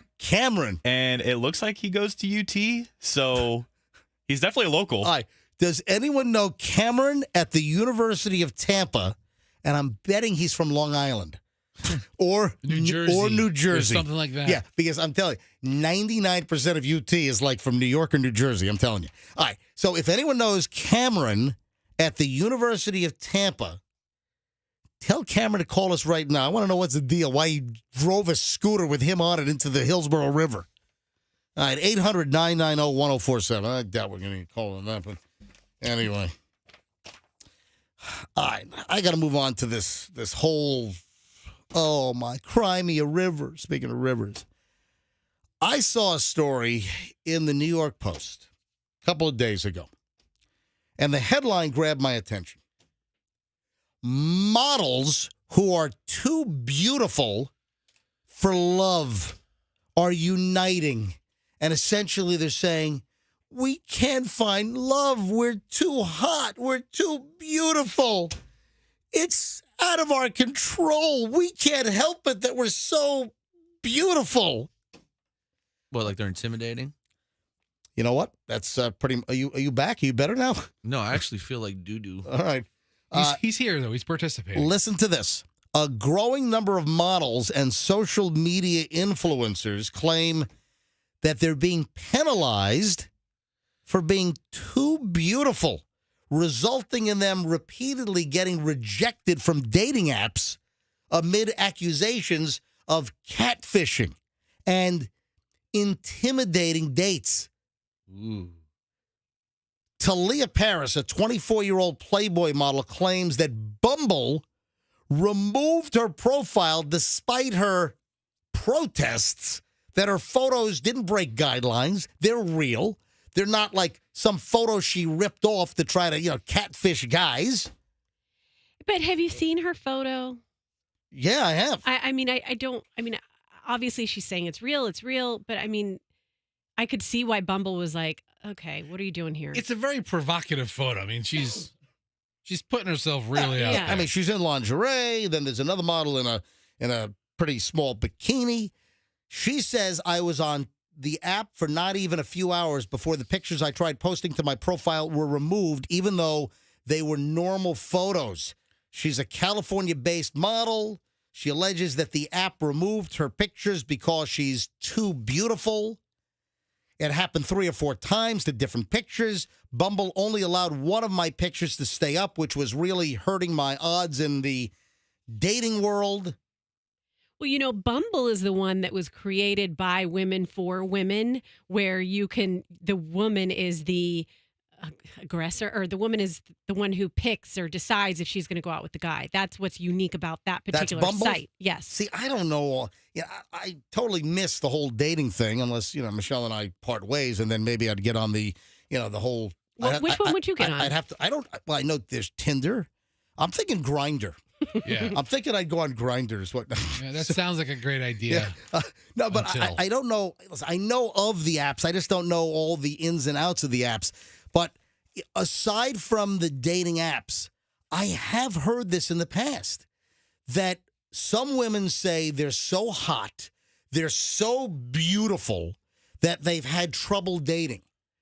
And now we have the technology injection with all of these apps. So it's, I guess, compounding the issue. And now we have a technological version of women that, oh, I'm too hot, I'm too beautiful, and they're taking me off of the dating apps because they think that I'm so beautiful and the pictures are so hot that I must be a phony. We ought to go to phones on this. We ought to maybe grab some calls from any women that are too beautiful. Do we have any women listening who've had issues dating because they're just too hot? Are you too good looking where it has interfered with your dating? Now, maybe it could be a dating app, or maybe just, before all the apps were prevalent. And I know that I've heard women say that they're so beautiful, they're so hot, that they've intimidated guys, and guys would never even approach them because guys would say, I've got zero chance in hell of getting with this woman. If you have anything to add here, folks, if you have any comment, or if we're not thinking of an angle here, bring us a new angle. 800-990-1047. 800-990-1047. Models and hot women that are claiming that they're too beautiful and that they're having trouble on the dating apps because the dating apps don't believe they're real, and they can't help it if they're so good looking. My response to the specific group of women who are complaining that they're too good looking and they can't get dates in this story is maybe two things. Number one, you're probably attracting the wrong type of guy. That might be why you're having some bad luck, because you're attracting the wrong type of guy, because like in these photos, okay, this one, like you can see all of her boob. It's just, you see the under boob, you see the top boob. Like that's what you want for your dating profile pic. You are going to attract a certain type of man But with also, that. keep in mind that the image that she put up, while it really is her, yes, the initial reaction would be, that's not a real person. All right, so what are the other... That's not a real potential I understand date. that side of it, yes. I want to grab calls on this. So tone it down. Again, any angle on this, any aspect. Are you a woman that you think that you are so attractive that you've had trouble meeting guys? Whether it's now, whether it was 10 years ago, whenever. Or maybe you have a friend. Do you have a friend that is so attractive that they've had issues? Or, with the technological injection of all these dating sites, do you have an angle there as well? Do you believe this? Do you believe that some women are so attractive, so hot, they have difficulty finding love? I mean, there are multiple angles on this. 800-990-1047 if you'd like to weigh in. If you want to remain anonymous, that's fine. 800-990-1047. Want to hear from you. Yeah, Fester. So I'm looking at a photo of a OnlyFans personality, and she's been in Playboy, and she's a model for Maxim, and her photos have been stolen to make fake accounts.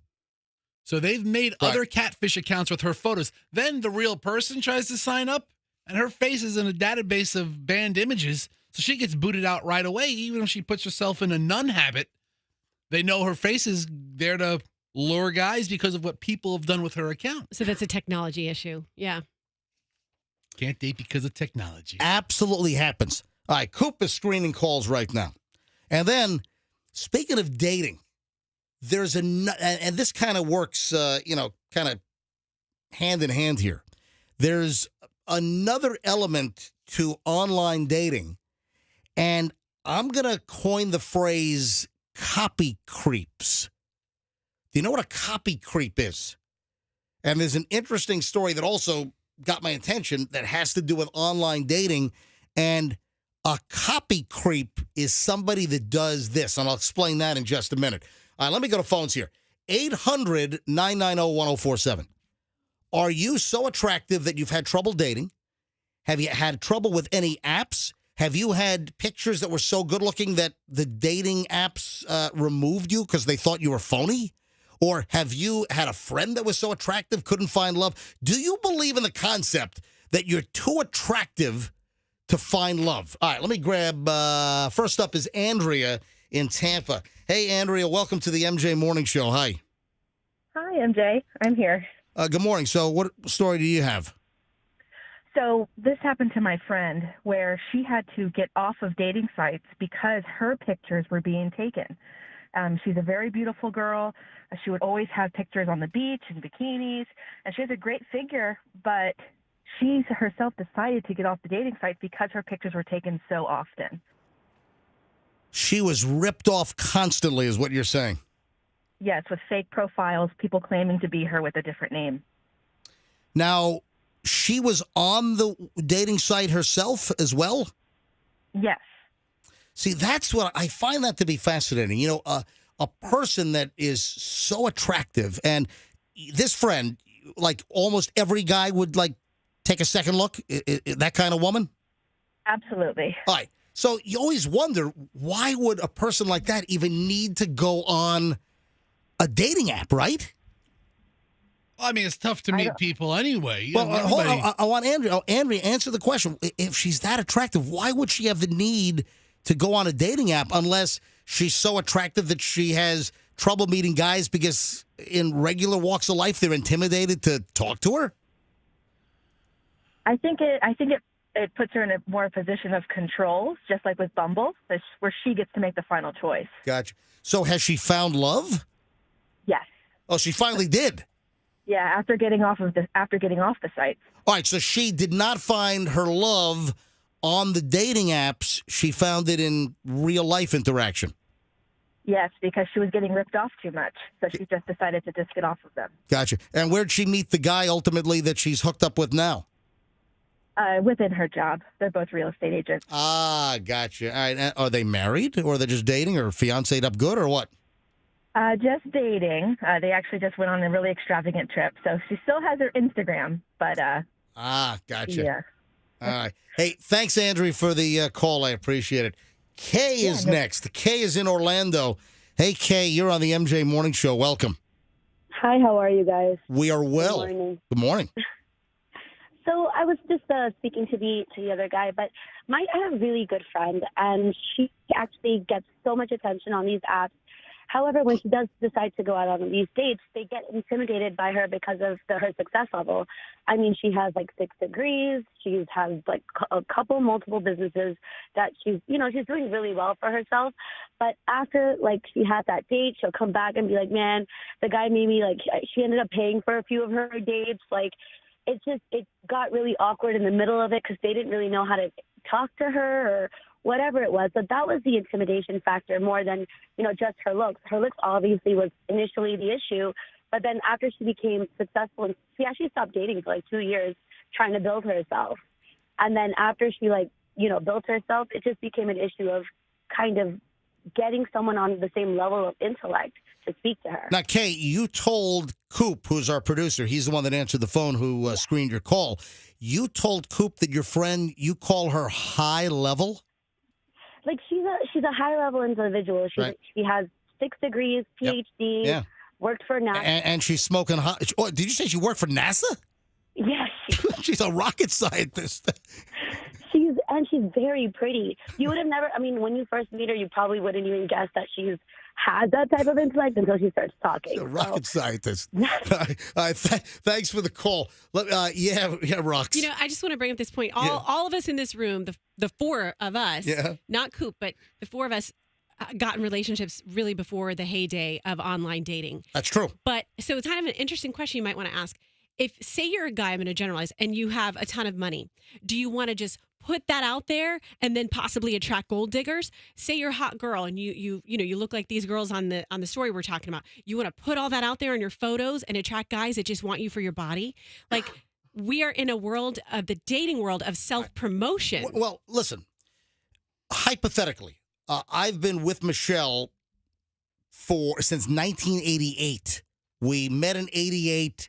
We were good friends. We dated. I went to L.A. and New York, and we kind of split a little bit. Then we became friends again. Then we got engaged in 1993. I got married in 94. We have 2 kids. But hypothetically, so Michelle and I, this June 26th, we will be married for 28 years. Hypothetically, let's say that Michelle and I split. And we got divorced. So you're saying, what if Michelle wakes up from this trance that you have her in, and she realizes, what the hell is this guy done? And she leaves you. But what would I do? I could see you on like farmersonly.com. No, but seriously, the cowboy hat. What would I do? Right, that's what I'm saying. How would I meet somebody new? Because I'm in an occupation where I'm very visible, and would people want to date me just because of my job? And how would I even, because I met Michelle before I had any success. When I met Michelle, I was making $17,500 a year. Yeah, you built a life together. Yeah. So, I mean, how would that work? If I needed to go back out into the dating world, how would I even do that? How would that begin? And that's exactly what Or would I just die a lonely troll under the bridge? That's really the more likely scenario. I mean, could you picture MJ on a first date? Thank you, Fest. If you ever left Michelle, that's what I would be rooting for. No, I think it's more like if she ever left me. Could you picture MJ giving out his phone number to a woman and he repeats it 6 times? Yeah, if you want to get a hold of me, it's 800-990-1047. It's 800-990-1047. I want to go back to phones. Who do we have here? This is Tanya, and I got to wrap this up because I got to move on to the dating fraud. There's another, like I said, I got 2 stories that kind of interlock here, and this next one is creepy. Do you know what a copy creep is? Hang on. I'll tell you in a second. Tanya, do me a favor. Tanya, you there? Mm-hmm. Then Tammy's next. Guys, hold on for 1 second. Tanya, it is 8 o'clock. Actually, it's 8:01. Do you know what that means? It's time for you to make your announcement. Yeah, it's time for the money machine. You know about that, right? Yes. All right, so hold on 1 sec, then we'll talk to you. So this hour's word is promise. That's Promise. This hour's word is promise. Text the word promise nationwide to 45911 before 8:15, before quarter after, and you got a shot at $500 cash. Or if you enter it on the Q105 app, you could win an extra $10,000 here on Q105. All right, back to phones. Thanks for your patience, Tanya. So your thoughts on this? Oh, I'm too pretty to find love. Well, mine is not about a dating app. Mine is actually about my daughter. She's in high school, and she's a dancer, so she's fit, and she's developed a lot more than other girls in her grade. So she's actually got a self-worth and body shaming type thing that she's got going on. Whoa. Hold on. People are body shaming her because her body's great? No, she's body shaming herself. Because she is drawing in sexual attention from boys that she doesn't want. And so she actually wears baggy clothes and wears her hair messy and never wears makeup because she doesn't want that attention. So it's So she is trying to de-hotify herself. Yes. Wow. How old is she? You said 17? She's 15. You didn't say an age. You said she's in high school. Yes. So she's wait a minute. She's 15, and are you going to tell me she looks like she's 25? She looks like a 19, 20. Gotcha. Yeah. All right. And she has trouble meeting guys or socializing because of... Yes, because the conversation goes to a sexual nature almost instantly. And she's a scrappy little girl too, because she lets them know quickly that that's not the attention that she wants. So, all right, now Tanya, do me a favor, without getting explicit or violating broadcast standards. What do you mean with the conversation goes sexual? In what fashion? Can you tell us what you mean? Like, give us an example without being too graphic for broadcast. Like they start their conversation with the normal way. How's your day? What do you like? Yada yada yada. And within minutes, it's, so what have you done? How far have you gone? What would you do? And wait a minute, these are other high school kids? Yeah. And they rub up against her when they're walking down the hall. They'll rub up against her or brush her boob or, like they're just creepy little kids. All right. And where do you guys live? You're in Bradenton, right? Yeah. All right. Yeah. All right, Tanya, thanks. Best of luck to your daughter and you. Well, thank you. Have a great day. One more call on this before I move on to the other item about these dating copy creeps. Tammy is in Tampa. Hey, Tammy, welcome to the MJ Morning Show. Hi. Hi, MJ. I've been listening to you since I was 14, maybe even younger than that. That is fantastic. How old are you now, Tammy? 32. Fantastic. All right, Tammy, are you too attractive to find love?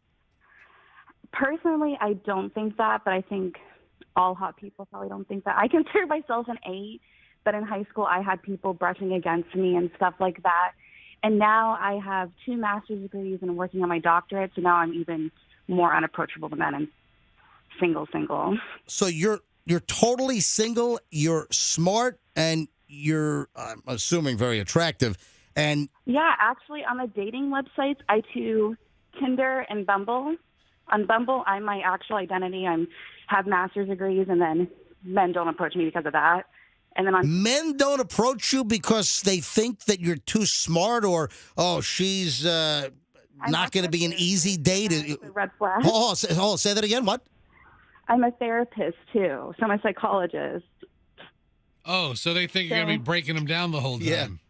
Exactly. So I'm not honest on Tinder. On Tinder, I'm my hot self. I wear like my festival clothes and stuff. I still go to festivals, and then I just get sexualized there. And then Bumble, I'm just a joke. Like, oh, you're a therapist. You want to be my therapist? And I'm like, no, I don't want to be your therapist. What about meeting guys in like the normal fashion of a friend introducing you? That's hard to do.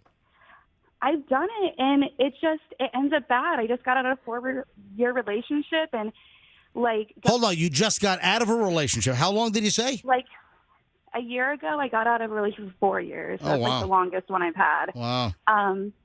And he was like below me education-wise and stuff. Right. But they still get intimidated by the fact you make more money than them and you're hotter than them. What a terrible life you have. You're smart. You're beautiful. What's your sign? Benji, I'm alone. I can't have children or anything because I can't find anybody to stick around for a long time. MJ, don't be passive aggressive about it. I mean, she's obviously going through something. I'm not being passive aggressive. You're like, oh, what a terrible life you have. You're beautiful and you're smart and you make a ton of cash. Like, I'll date someone that's a 5 if they treat me nice. Like, it's fine. All right. Well, it's very difficult. Tammy, I'm sorry. I feel for you. Listen, you've been a listener to the MJ Morning Show since you were 14. You're 32 Actually, now. Probably younger than that. I think since I was in elementary school, I was hearing it with my mom playing it in the car. So Amazing. Tammy, you're like family. I want to find you a date. All right, Tammy, keep in touch with us, okay? All right. Thank you. Let us know how it goes, and let us know if you find love, okay? Now we have Roxanne wanting to opening up a dating service. I do. The Just Roxanne for Tammy. dating app. All right, It's Tammy, inspired by. have a great day. I'll go on Roxanne's dating service. Thanks. Oh, you'll go on Roxanne's day. Tammy, have a great Yes. day, okay? I hope you like baseball. All right, bye-bye. Wow. No, that's the advice I give people to steer clear of. Got Buster. hot genius on the phone over there. All right. Are you ready for the copy creeps? Do you know what a copy creep is when it comes to dating? I read a story, and I think guys do this. There was a woman who, on her dating profile, apparently discussed how much she likes to cook and how she likes to make homemade pasta.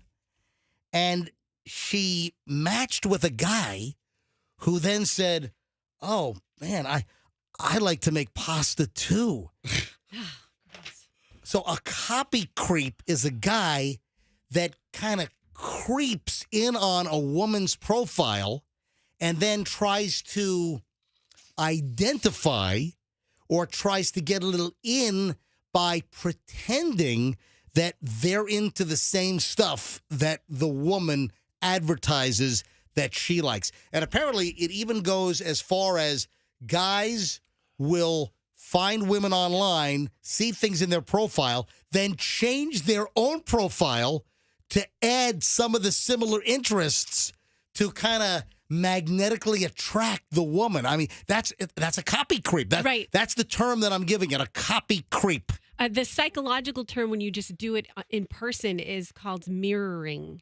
But then when you're taking it to that new level of changing your profile, okay. What's the matter with that? It's creative dating. I mean, it's trying to find a little bit of common ground. You know, if they were meeting in person, it would be called maybe like an icebreaker. Oh, you like to make pasta? I like to make pasta too. So And does it have to be true? I mean, yeah, I like to make pasta when I order it from a restaurant. You know, copy creeps, or what do you call it, mirroring? Mirroring is when you do it in person. Mirroring. I'll try to say that fast. So that's a copy creep, and Watch out for them. yeah, they're out there. Oh yeah, mirroring. I love to make homemade pasta too. Mirroring. I can say mirroring fast. Mirroring. Show off. Has anyone seen the new Britney Spears picture? She's now rolling around topless in the sand on vacation. Love Britney. Listen, I like Brit. I feel bad for Britney. I feel a little, but I was thinking, like, I saw the story, page 6, which is the gossip column in the New York Post. Britney Spears, who has made a habit out of going nude on social media. How many times is it? We've lost track. We don't. Yeah. Oh, oops, I did it again. Yeah, Britney, have we kept track of how many since the whole, what do you call it? The dissolving of the conservatorship.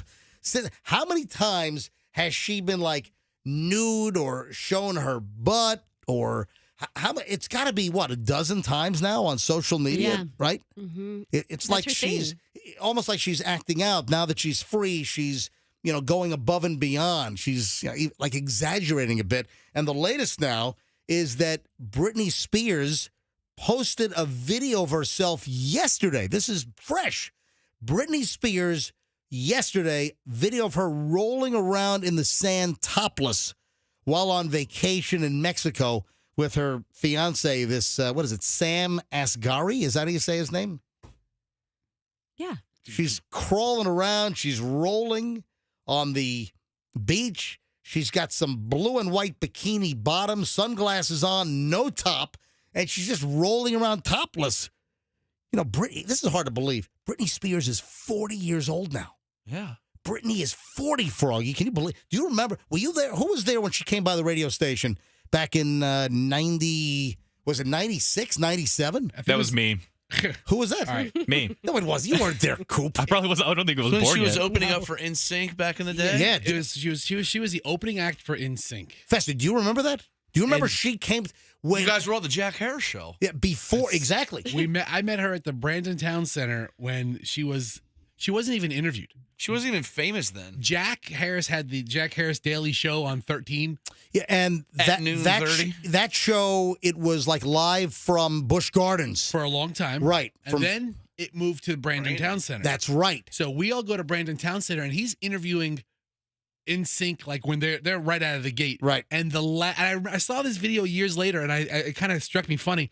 And Jack even said in a fleeting mention, "Oh, and the young Britney Spears is going to be opening up for you." Yeah, and that was it. And she just like waved from off stage, and she's the biggest star of all. I remember Britney Spears, like 15, 16 years old. I don't know. NSYNC's pretty big. The record company brought her to our radio station back when we were at 93. Before her career was anything, we met Britney, and here she is now rolling in the sand topless in Mexico. That's some lucky sand. That's like the first time I met Mandy Moore. She had hairy legs.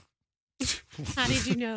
Because I looked at them. Really? She was like 16. I'm like, ugh. I'm seriously, Fester is playing the video of Britney topless rolling on the beach in Mexico, and I'm like, so it's got me thinking here.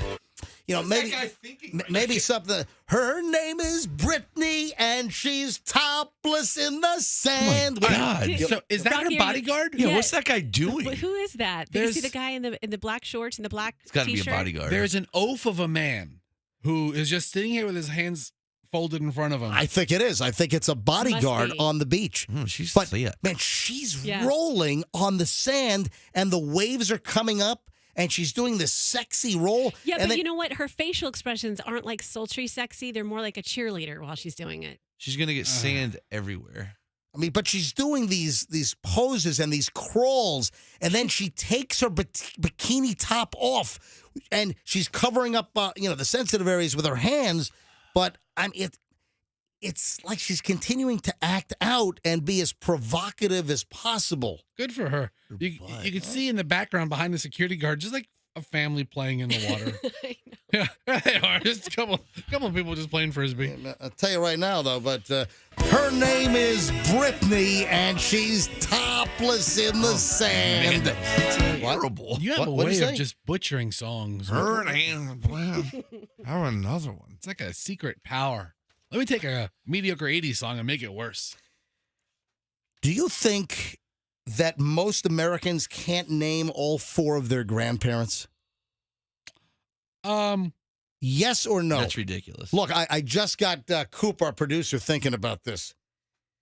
There is a new study finds research project that's been revealed, and there was a recent survey of 2,113 U.S. adults, including 1,911 from the largest markets in the country, and found that there is a massive knowledge gap when it comes to recent family history.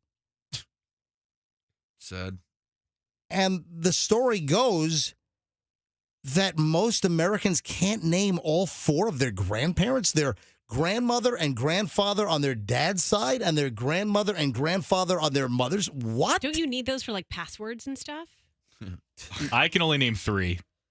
Whoa! I can't name all 4. I'm trying to think. Whoa, wait a sec. Huh? Hold on. You're demonstrating that the survey is correct? And you're the youngest in the room, so all of yours should still be living. Coop or Purdue? Wait a minute.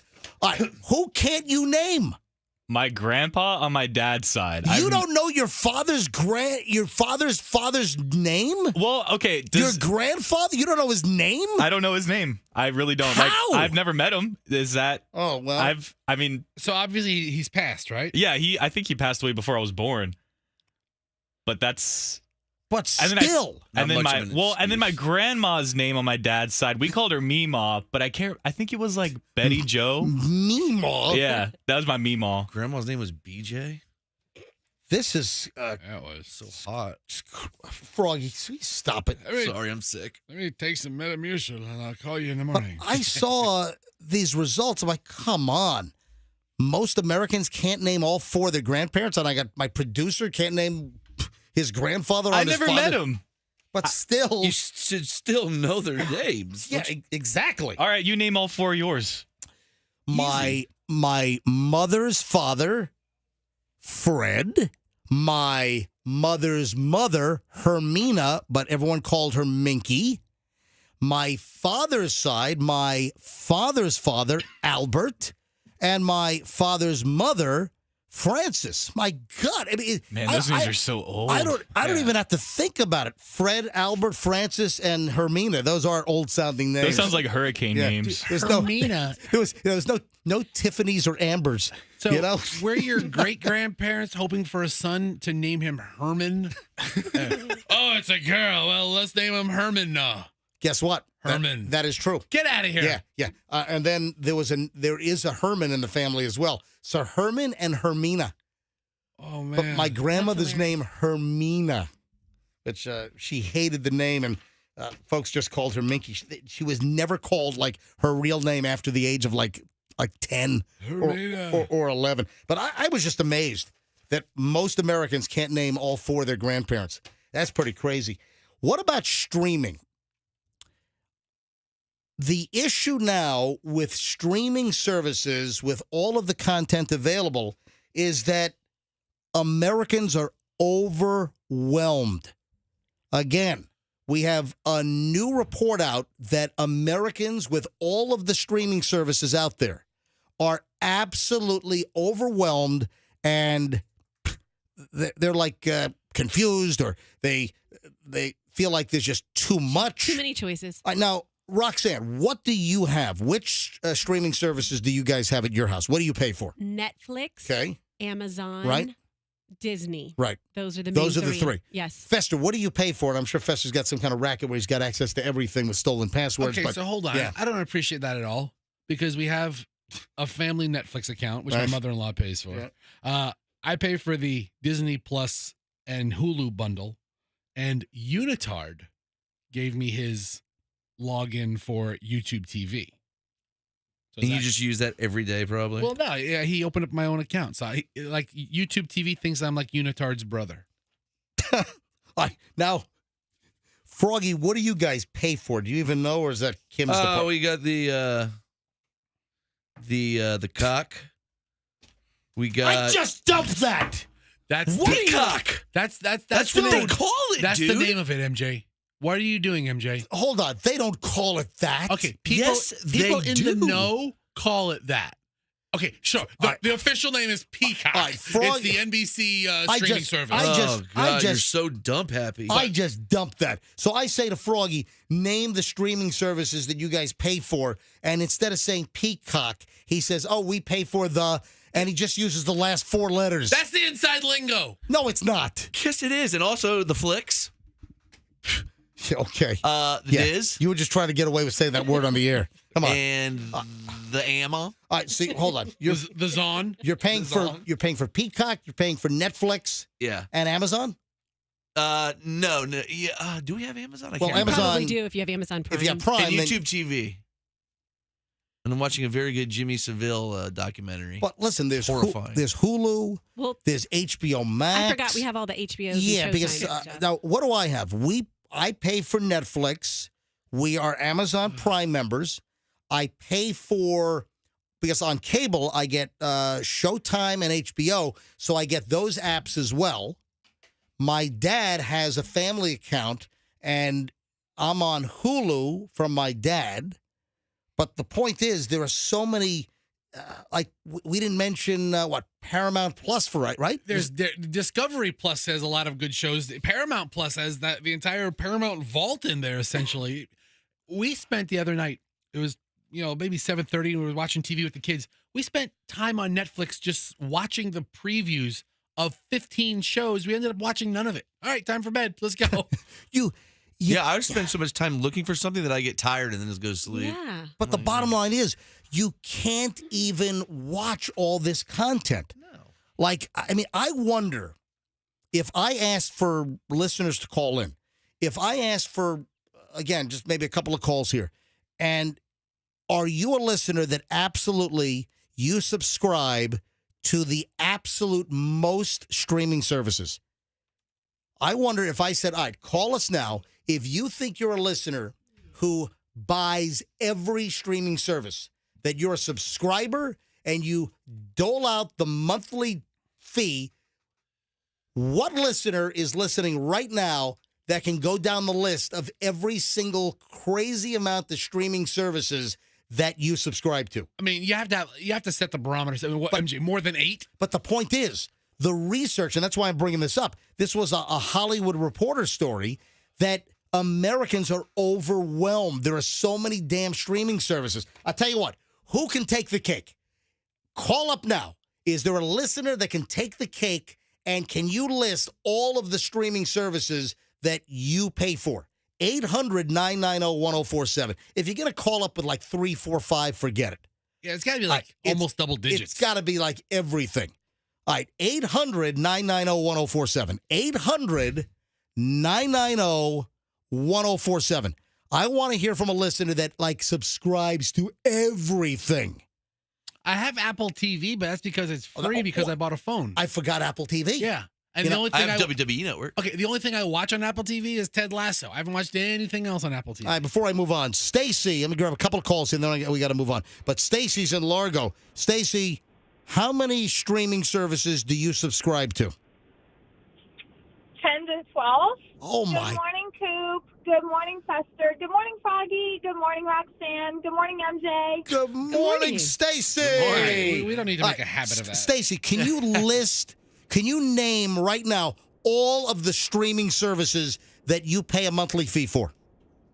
Hulu with Live TV plus ESPN plus Disney plus Netflix plus Amazon Prime, Disney plus Peacock. I also have Paramount Plus, and I have HBO Max, and I have Showtime. And those are just the ones I know off the top of my head. So what, there are more? Yeah, I think so. I mean, MJ, if you start clicking through the apps that come up on your screen or on your main page, the History Channel has a subscription service. The Smithsonian has a subscription service. History Vault. Oh. I do have the History Well, Vault. hold on, you're jarring her memory. Okay. She's adding to the list now. What about like Turo or something? Isn't that another one? Voodoo. VUDU. Okay, yeah. I haven't heard of these things. All right, so how much money are you shelling out a month for these streaming services? Well, Hulu alone is $89. $89? Wait a minute, $89 a month? Oh, because you're getting Hulu Live. I do the Hulu Live with the Disney Plus, the ESPN Plus, and of course I have to do no ads. Ads are just I have to do the no ad, so of course I pay more. How much do Incredible. you love television, ma'am? But how do you find time, Stacy? And the decision making is stressful, isn't it? And I work over 8 hours a day, mind you. Wow. All right, Stacy. Wow. Do you have a family, or are you single? It's me and my fiance. You guys know me. I'm the one that had like the multiple fiancés since she was 15.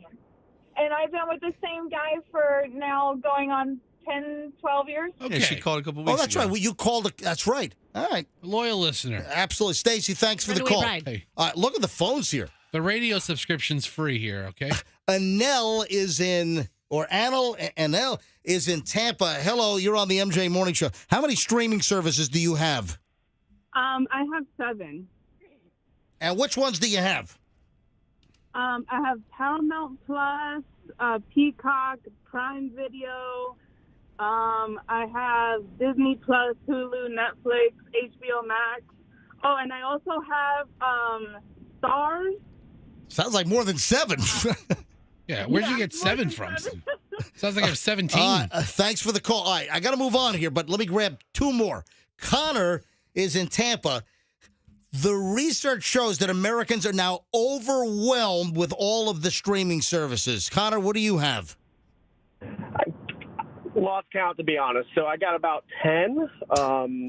Got Paramount Plus, Showtime, Stars, HBO Max, Peacock, obviously Hulu, Disney Plus, Netflix, which nobody honestly watches anymore in my age group. Hold on. But, what? Your age group, nobody watches Netflix anymore? I mean, I'm 22, and I haven't touched Netflix in like 6 months. Really? There's just like no content. Yeah, there's no content on there, in my opinion. It's a ton of stuff, but a lot of it's junk. But wait a minute. Hey, what about Anna Delvey? Okay, occasionally there's a good show, but Fester, I'm giving you the opening to do your terrible Anna Delvey impersonation. I want you to know it's not a terrible impression. It's actually a really good impression of Anna Delvey. And why are you wearing that, MJ? You look poor. Where's your money? Do you have money? You look poor. Connor, that's new to me. So you're saying that the Generation Z folks are not interested in Netflix? To be honest, I mean, as the people I hang out with, yeah, we're not really interested in Netflix. I'll watch Ozark maybe, and that's about it. I can attest to that. I agree. Really? Yeah, a lot of people are kind of bored with Netflix now. So, Connor, you're 22 years old. Yeah. Yeah, I watched one show on, like, tough prisons, and now everything on my feed is tough prisons, Guatemala. I hate that. You get, like, the one, like, let me indulge in that, and then it's just a bunch of nonsense from that. Or you click play on something, and you watch the first 5 seconds, like, I don't want to watch this. You back out of it. Then it's continue watching for Dominic forever on that screen. But, Connor, you're a Generation Z, you're 22, male, but you like the MJ Morning Show, correct? Correct. Awesome. Connor, thanks for listening. One more. Alan's in Largo, and if you're just tuning in, I saw this Hollywood Reporter thing where it says that Americans are just totally, officially, they're overwhelmed with all of the streaming online that they can't keep track of it. Their heads are spinning. Alan, Largo, you're on the MJ Morning Show. Hi. Hey, yeah, I have about like 10 or 8, somewhere in that area. I have like, Netflix, I have Amazon, I have Hulu Plus, I have Paramount, I have Peacock, Apple TV, Stars, and that's ones I pay for, and I probably have another 6 or 7 that are free. Yeah. All right. Oh, I have Plex. And yeah, there's a lot of content, but a lot of times you just can't find anything good to watch. There's just so much. Well, that's the old thing. Yeah, so many channels, but nothing's on. That whole deal. And then sometimes you'll want to watch something, and it's not on any of them. That's right. There's a movie you want, and it's nowhere. You gotta you gotta buy it for $4.99 on Amazon or something. Exactly. That happens all the time with so many streaming services. Alan, thanks for the call. Thanks for listening. If Alan, if you don't mind me asking, how old are you, Alan? I'm 45. All right, fantastic. Thank you, buddy. Have a great day. You know, MJ, I've seen all these movies, I was on like one called Crackle the other day, right? And it's like free movies, and I look and I scroll. Crackle. There's not one movie on there I'd want to watch. I'm like, oh, great. Or sometimes you get a random movie like Austin Powers 3, but not the first two. Yeah. I've seen that a lot. Crackle. That's the rip-off Nestle Crunch. Seriously. Crackle. Isn't that the Hershey answer to the Nestle Crunch? It's called Crackle. Yeah, it is with a K. Yeah, I think so. Have I ever really seen a Crackle bar, a full-sized? It seems the Crackle is only in that the bag. The variety pack. The little Crackle thing is only in the bag of all the mixed, like the Mr. Good bar, the Hershey bar. Yeah. Crackle. Unbelievable. Hey, you want to hear the mom of the year? Ladies and gentlemen, I have the mother of the year at a Yulee. You know where Yulee is there, Fester? I think I do. Where's Yulee? Is that up by Duval County? Yes, it is. Yeah, it's like, isn't Yulee like the last town you pass on 95 before you hit Georgia or something like that? It's Nassau County. So, yeah, isn't that the... I think Maybe I'm wrong. I don't know. I think you're pretty... Well, why don't you bring up the Google Maps? Yeah, pull up my map. Yeah, bring up the Google Maps over there. We got the... Yulee is actually... It's south... it's... What the hell is it? It's north of Jacksonville, south of the Georgia line. There it is. So, a little south of the Georgia line. Anyway, here, listen to this. Mom of the year. Deputy said... You're going to be... Roxanne, you're going to be horrified. I just was happy the mom of the year wasn't me. Okay, continue. Well... Guess what? You are going to dovetail after this story, Roxanne. Folks, I cannot believe that Roxanne admitted something to me. Michelle saw this last night because I printed out your email. And she's like, what? All right, hold on a sec. This is crazy. Yulee, deputy said an intoxicated woman was spotted rolling around in the street holding a baby in the middle of traffic. Arrested, charged with disorderly intoxication, child neglect. According to the arrest report, which was redacted, did not reveal the relationship between the woman and the child. Well, hello? Guess what the name of the lady is? Precious Norris. Oh, I was going to say Hermina, like your grandmother. No, her name is Precious. Is that her right there? The mugshot that's just pulled up? Oh, my God. Look at her mugshot. So, looks like she had a whole bunch of shots. And I'm talking liquid and metallic. It looks like she has like a big red ball of yarn with a needle like poked into her top of her head. Precious. It places the lotion in the basket. That's remember? Yeah, we remember. Buffalo Bill's dog was named Precious that fell down the well. Ever since the movie Precious, I automatically get a visual in my head when I hear the name Precious, and she's nothing like this. This is like a very... whenever I see the name Precious, I do the crotch tuck right now. I've got some night night vision goggles on. I'm doing the the dark basement Buffalo Bill deal. Yeah. All right, so Precious Norris, 31 of Yulee, was seen holding the baby at the intersection of two busy roads. And the baby's crying and screaming, and she's rolling around in the middle of the road as cars are going by. A woman called 911 told the deputy that Norris got up and started running when she realized that the woman was on the phone. And she said that when she turned her car around, she saw Norris emerge from a ditch with the baby and then convinced her to sit in her car until first responders arrived. Anyway, the deputy wrote the arrest report, noted the baby had only a soiled diaper, appeared unkempt, had scratches on its legs and back that were consistent with rolling around on the roadway. Oh, poor baby. Awful. Unbelievable. So she's Mother of the Year, you say? Yeah. Ladies and gentlemen, the Mother of the Year. But, it was a close race because Roxanne... I was competing yesterday. Yeah, you're the runner-up. Roxanne, are you trying to compete with that was it Crawford? What was her name? Joan Crawford. Yeah, That's Joan. what I really felt like her yesterday. Are you trying to Joan Crawford? Are you trying to be the 2022 version of? No wire hangers ever! My God, Mommy Dearest. It's Mommy Roxanne Dearest. You be quiet! You're always rummaging through my drawers, trying to find a way to make people look at you while you're always looking at yourself in the mirror. That movie's so dumb. You will stay in here until you are ready to behave and to apologize. Oh, abuse. Oh, by the way, that last clip was not from the movie. That was from Roxanne's house yesterday. I thought all of them were from Roxanne's house. That's how I talk around the house. Roxanne, why are No wire hangers ever! All right, Roxanne. Okay. Do I need to read what you wrote on your email to me last night? I need to give you a little background information before you read what I wrote, okay? Hold on.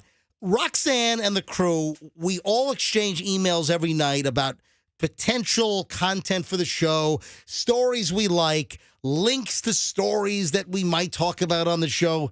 And in Roxanne's email last night, that she had a total Mommy Dearest moment. And then she goes on to describe what you did. Yes. Okay, so... Are you proud of this? No, I'm not. I mean, and the ends justifies the means, I think. But I don't have these moments often. I'm not even a yeller at my children. The only time I really yell at them is if they're doing something that's going to endanger themselves or someone else. You've got 2 kids, 4.5 and 2.5, right? 2 and change. Yeah. Okay, and? So basically, this has been, the guys all know this, MJ. You don't know this, but the Froggy, Fester, Coop, I've had separate discussions with each of them about, I'm very stressed out right now because I have too much on my plate. Whoa, hold on a minute. Yeah. I haven't heard this. Well, I guess you just sort of said that. Yeah, she's now sharing it with you. I haven't detected. So you're sharing with me, and you're claiming that Froggy and Fester know this, and Coop. Yeah. So they know that you're totally stressed out, and they know I have a lot going on right now. What do you have going on? I just have committed myself to a lot of different activities that I'm excited to do, all of them, but I'm overwhelmed. You're overextended. Yes, exactly. So in retrospect, you've agreed to do too much. Yes. I told Roxanne she should give me everybody's contact number and I'll cancel everything for her. So he offered to do that. Wait a minute. So now you're lashing out at your kids because you're stressed and overextended? No, this is what happens. Should you be in jail?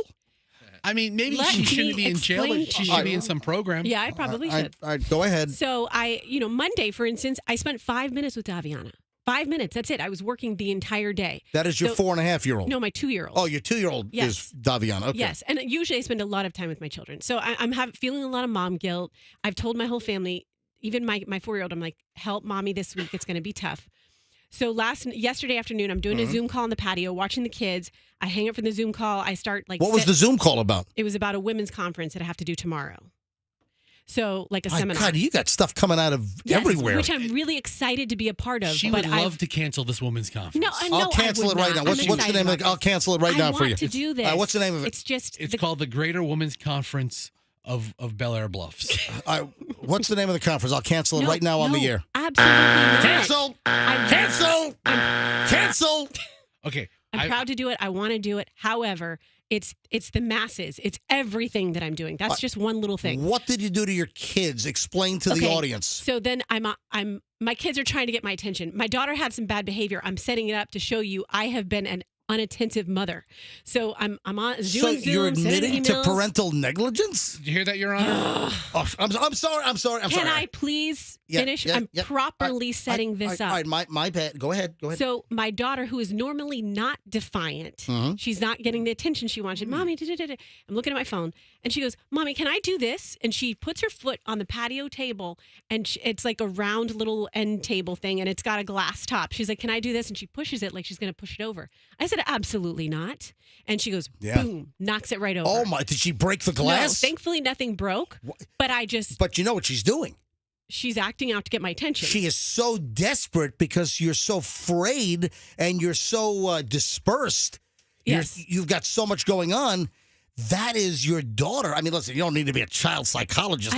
I could be a total imbitard and come up with this. Your kid is absolutely trying. She's craving your attention. She's like, where's mommy? Where's mommy? I don't have mommy. I don't have. That's what she's doing. 100%. But I've had talks with her every night before she goes to sleep. Mommy loves you. It's been a very tough week. Thank you for being a good girl. She knows what's going on. That was defiant. That was naughty. She's 2.5. No, she's 4 now. That's the 4. 4. Yeah. So I ran into her room. So we're out on the patio.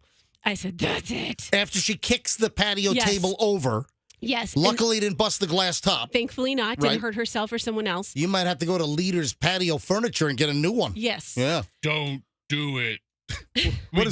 Go to Leaders, yeah. What was that? Remember the Leaders commercial? You go to the big box store and then Leaders is like, don't do it. Go to Leaders. That was one of their old commercials. I love that. Yeah. Leaders is great. So your daughter kicks the table over to craving your attention because mommy is absent. Yes, there, but not present like I should be, like I want to be. You run into her bedroom? So I run into her bedroom and I grab all of her princess dresses out of the closet. And then you douse them in lighter fluid and light it up? Oh, my God! Holy crap! Fire! Fire! Is that what you did? No. I've done this to her one time before, and I've said, I'm taking these dresses and I'm taking them and giving them to children who will appreciate them and who listen to their mommies and daddies. And so I was going to load them up and put them in the car. I'm giving your princess dresses to orphans. The psychological damage you're doing right now, Rox, is immeasurable. So you gather up all of her princess dresses? Yes. And then what? So then I'm gonna go to the garage, but I can't leave Daviana unattended. She's 2 years old. I don't let her out of my sight for more than 30 seconds. So I'm like, let me go scoop up Daviana. She's on the patio. The pool gate is up, obviously, but I wanted to grab her, so I kept an eye on her. And so I go out to grab her, and as I'm walking out there, my daughter's screaming at the top of her lungs. Don't talk to me. You're so mean. Screaming. And then you continue with... No wire hangers ever! All right. So you have a kid in one hand, about 40 princess dresses on wire hangers in the other. Yes. So then her father is on the phone in his office. He works from home. So This is Dig Dug. Yes. Right? And so I don't want to disturb him, and yet the volume she's so loud. I'm like, stop crying, be quiet, and she wouldn't be quiet. She just kept getting louder and louder and louder, and I just took all of her dresses and I threw them over the pool gate and into the pool and watched them sink to the bottom of the pool. You're worse than Mommy Dearest. You drowned her princess dresses in the pool? And in the process, I threw my phone with it, and it bounced. It got so close to landing in the pool, but it did not. Are princess dresses still at the bottom of your pool? No, I dug them out. I scooped them out with the thing, and then it gets even better. The pool strainer, the pool strainer thing. But actually, then Doug comes out and he's trying not to laugh. He's probably like, what the hell is going on out here? I mean, he's probably thinking he's got to call the loony bin to come collect you. 100%. Doug's like, I run this crew every day. There's no problems. You come home. 100%. Roxanne, you got to simplify.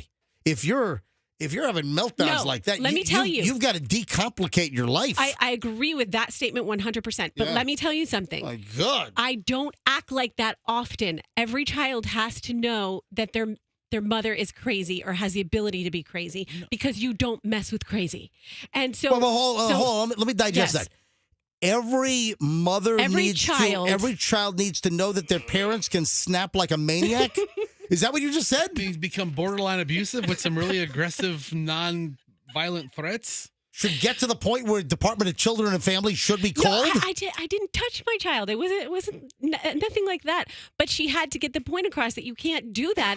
And guess what? For the rest of the night, she was robotically well behaved. Right. Didn't have to ask her to brush her teeth. Didn't have to ask her to do anything. God. She was like, "Mommy, can I help Daviana get ready for bed? I'll go pick out her pajamas." How about next time one of these movers or shakers call you and like, Roxanne, we have a charity benefit that we'd like for you to MC. We'll be paying you nothing, but we want you to volunteer your time to our worthy cause. How about you say no? Well, that's the issue. You're one of the types. You have a problem. 100%. I do. You don't know how to say, no, my plate is full. Roxanne's too nice. She really is. I mean, when she gets in front of other people, not named Fester, she's peaches and cream, so smiley. Oh, yeah, I'll do that. Yeah, no problem. How much? Nothing? Fantastic. Your problem is you. I don't even mind. I was at like a charity once asked me to MC something. I'm like, yeah, it's $650. They never called me again. They're like, oh, Fester, we love the morning show. You're great. It's for the abused children of Hillsborough County. We're having a big event. What's that? What's that bar in St. Pete Beach? Like all like the little cottages, and it was really a big spiky event. And they wanted me to MC it and be there for the whole day. I'm like, great, that sounds awesome. I'm excited to do it for you guys. $8,000. It's a really. It's going to be $650 for the day, and if it goes past 8 o'clock, I'm going to need accommodations for the night. And that was it. And who do you think? I know. And she's like, what? And I'm like, listen, we'll be there all day. It's at least a $650 minimum. Roxanne, aren't you the buffoon on the show, sir? I'm like, listen, if you want Froggy, I can get him for $350. I want the buffoon rate. Yeah. I understand if MJ's that expensive, but I need the buffoon rate. MJ's that expensive for the hour, ma'am. You don't understand. All right, so Roxanne, the deal is you're at the Golden Corral buffet, and you have I know exactly. What you have the plate. Uh-huh. And it is piled up. It's like can't even enjoy it. The people at the buffets, it's like you get to go back. Why are people piling up? I've seen people with food piled up 3 feet high. Everything's jammed and mixed together like it's a pile of vomit. And it's like, just take it easy. The buffet is not on wheels. It is not going to, folks, this is not going to be the sound of the buffet. Oh my God! Oh, holy crap! I gotta grab all the food off the Golden Corral buffet before it speeds off. All right, MJ, I got one better. We just got off a cruise. Okay. The cruise has an endless buffet. Yes. And I saw people walking to their tables with one plate in each hand, slowly balancing everything while the boats are rocking back and forth. That's Roxanne. But listen, the buffet is not going anywhere. Why do people feel like they have to get all of the food right now? I'm not trying to. Go back and get a new plate and enjoy it. Separate your food. Don't cram it all together. It's being served to me that way. But that's your life. You got to change that. I realize that. Thank you for your life coaching. You can't be the polyester princess at the Golden Corral buffet. And listen, you got the chicken, and you're also at the chocolate fountain as well. Everybody likes fried shrimp, Roxanne. But don't put so much on your plate. Okay, listen. You're putting the Salisbury steak, the meatloaf, into the chocolate fountain as well. All right, that does sound good. Speaking of polyester, so I capped this off. Once things had settled down and I was like, everybody had stopped crying and calmed down, I'm fishing all the clothes out of the pool. All the dresses are made out of polyester. Yeah, exactly. That's right. And so I'm hanging them on the pool gate. And then I couldn't get to the ones in the middle where the pool's deepest. My God. So I just jumped in the pool with my clothes on. All right, Roxanne, do you need someone to talk to? MJ, I was thinking the same thing. I've never really referred somebody to therapy, but I think I might now. No, Roxanne, don't be embarrassed. Listen, mental health is a very important thing. I mean, do you think that you need to talk to somebody? No, I'm just in a bad spot right now. Just give me another week and I'll be out of this. Okay, Charter. Well, what? Hold on. What? Are you tearing up a little bit? No, I'm laughing. All right. Are you? Okay, that's. I'm maniacal. This is like her hell week. All right. What can we do to help you? What can I, MJ, do personally to help you? Listen, take advantage of this. This doesn't come around very often. Ooh. What can I personally do to help you, Roxanne Wilder, with your very complicated life? Do you mind if I promote all these things that I'm doing on the show? Oh, my God. Cancel the women's event on Saturday is the first thing you can do, MJ. Yeah. Maybe you can call it like a rat infestation to the restaurant or something. Bomb threat. Yeah. No. Don't do that. Don't do that. No, I'm Don't do kidding. that. All right, Don't do that. kidding. Don't do that. Don't do that. Just, call the venue and say the tests are back. The air conditioning system has Legionnaire's disease. Roxanne, what do you think? Why don't you take an instant vacation and just tell everybody you got the vid? You just got a vacation. No, but from all these, not from us, but from all these extra events. I'm sorry. You know what I was thinking about last night? What? I was like, I have these 5 things I have to do. What if because there is a stomach bug going around. What if I get a stomach bug? I mean, for real. You know what the best part about COVID is? You don't actually need to get time off. Just say, I've been exposed. That's true. I've been exposed, so I'll see you guys next week. Again, I'm going to ask you one more time. Mm-hmm. What can I do for you? How can I help you out? For real, can tomorrow we go through the things I'm doing and promote them? I'm talking about...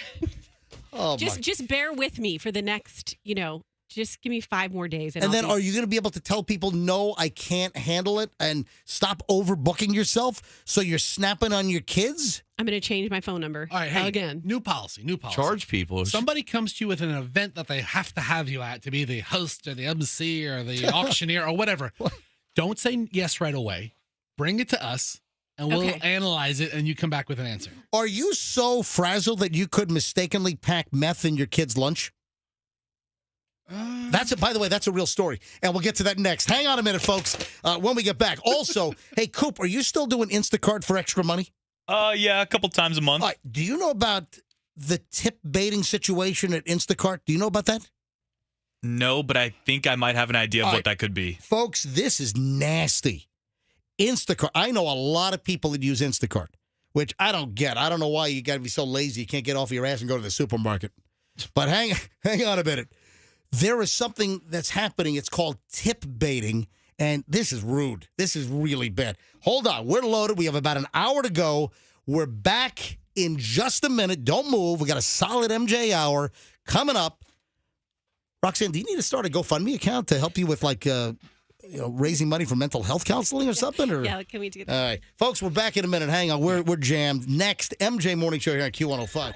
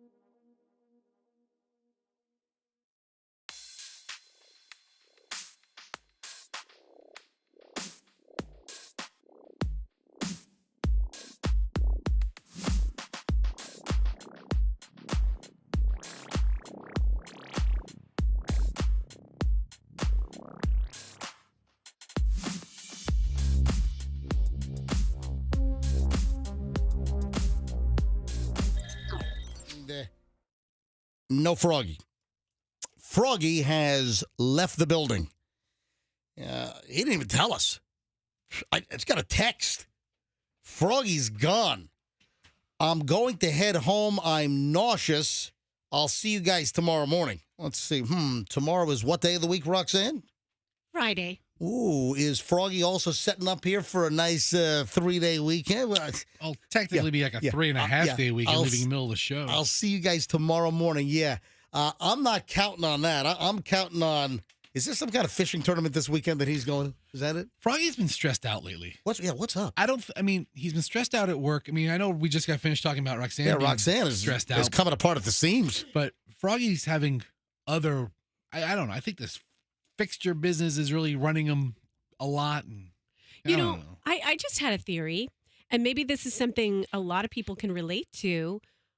It's a good thing that COVID is getting further behind us, but are more things happening, even like in shelving? More people want more shelves, more people want more MCs, and like everything is happening at once, and people can't adjust to the shift. Well, Froggy's other line of work as he took over the family business, Kim, Froggy's wife, her dad built a very successful shelving and fixture business and pallet racks and everything from the wall boards with the little wire sticking out that they hang merchandise on at like the wall of a Dollar General to the big racks inside a Sam's Club or a Home Depot or something. Yeah, if you go to a retail store and you see a product on a shelf, Froggy can help you get it. Right. So Froggy's family company, and Froggy's running it these days, and comes in, does the morning show, and then goes home and does the rest of the gig.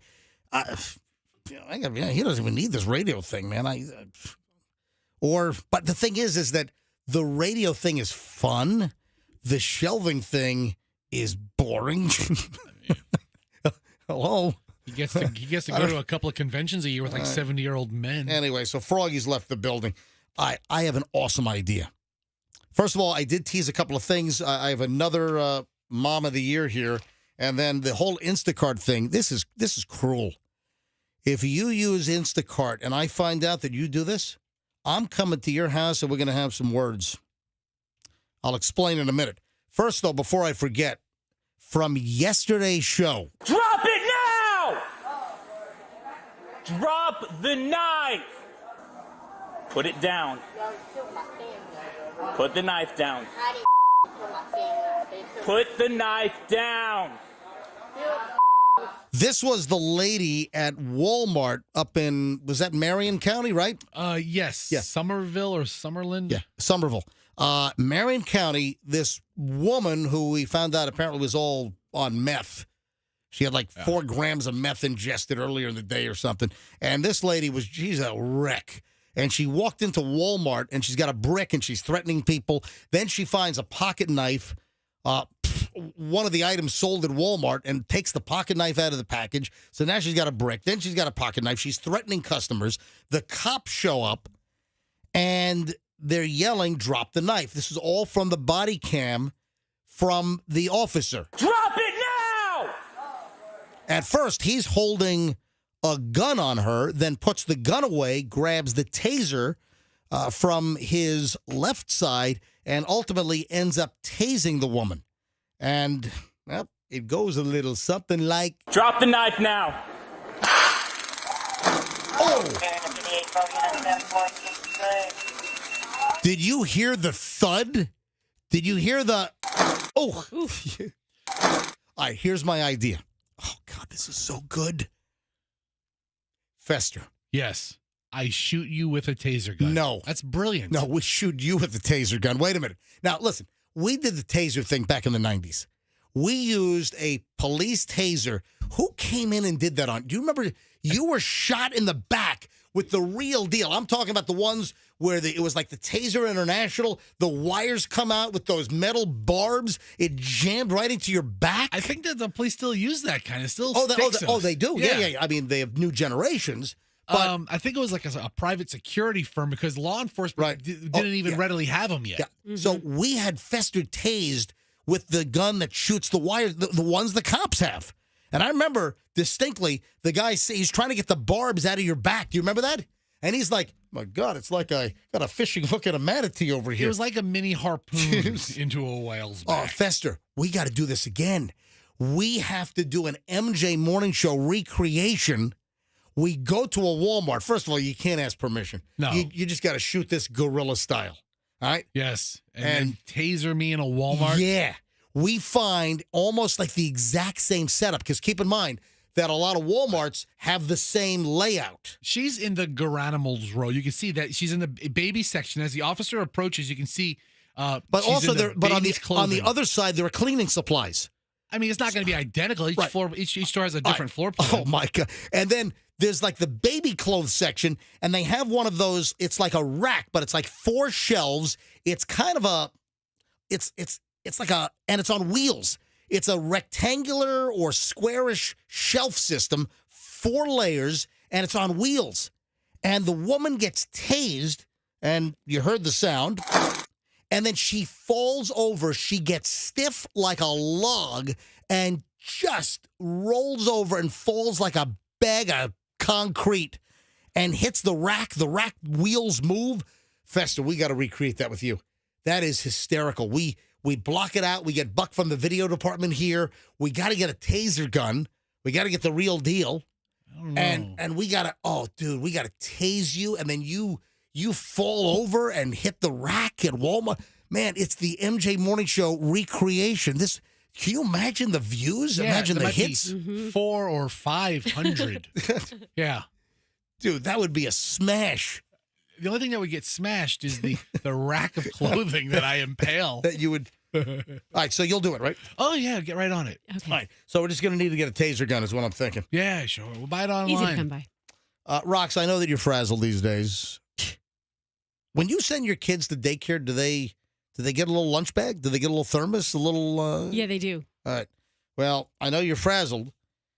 Mom mistakenly packed meth in the kids' lunch. Isn't this lovely? When you have it around the house. Yeah. Mom apparently was searching all over the house for her methamphetamine and her Xannies, some bars of Xannies. You know what that is, right?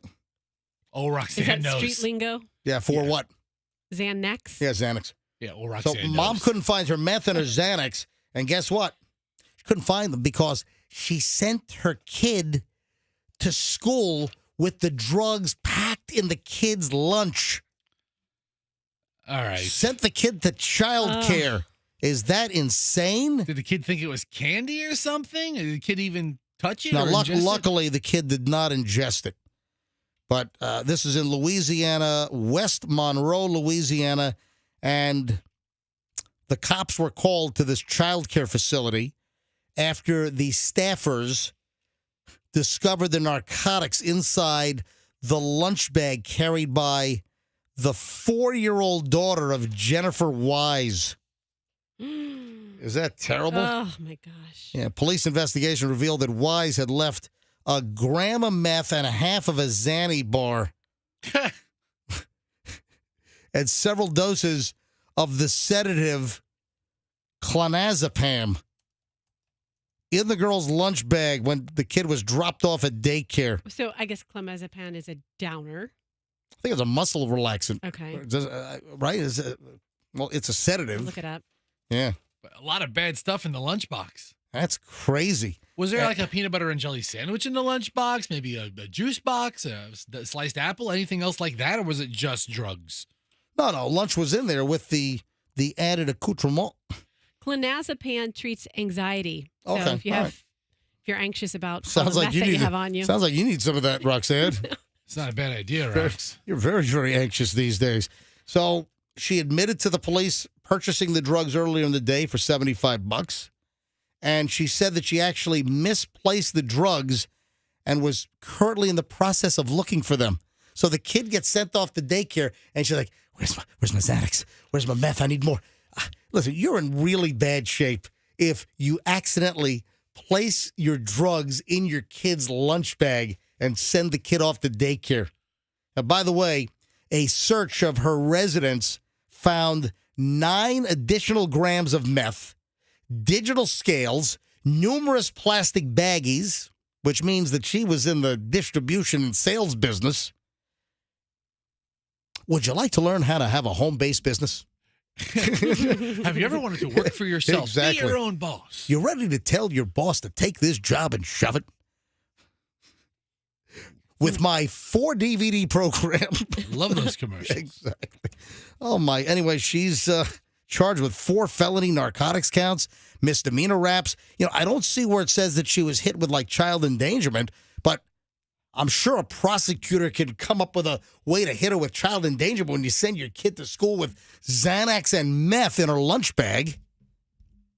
That's terrible. You know who she looks just like?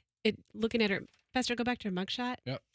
She looks just like, twins. The guy in Pulp Fiction who did the diner scene robbery. Look. Yes. Right? You're right. I see it. Yeah, but she's a female. Yeah. But they could be twins, fraternal.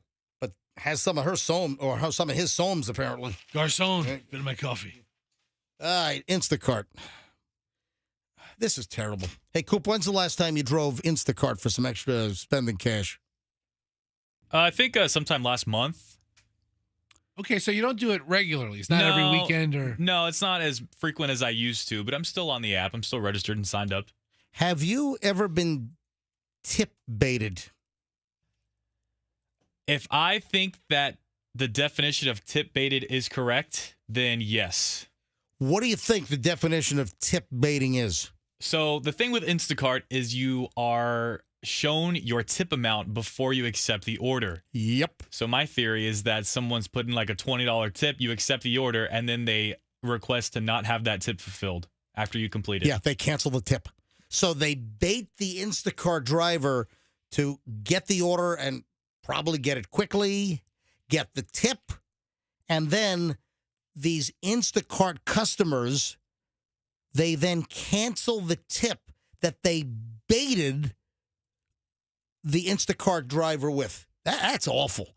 So you put out a good tip, somebody does the job right, they bring you your groceries, which I don't get it anyway. I mean, get off your lazy butt and just get to the supermarket. Go get your own groceries, unless you're like a shut-in or something. But yeah, Harry the Hermit isn't the only one keeping Instacart in business. So now Instacart is working on a system. They're trying to tweak the tipping policy to address these tip baiters. And you know what? The people that do it consistently, you know what they're called? What? Master tip baiters. No, stop it. Yeah, they're they're master tip baiters. There are a lot of puns there. Is there? No, there isn't, Roxanne. It's literally their master tip baiters. That's what they are. I just say.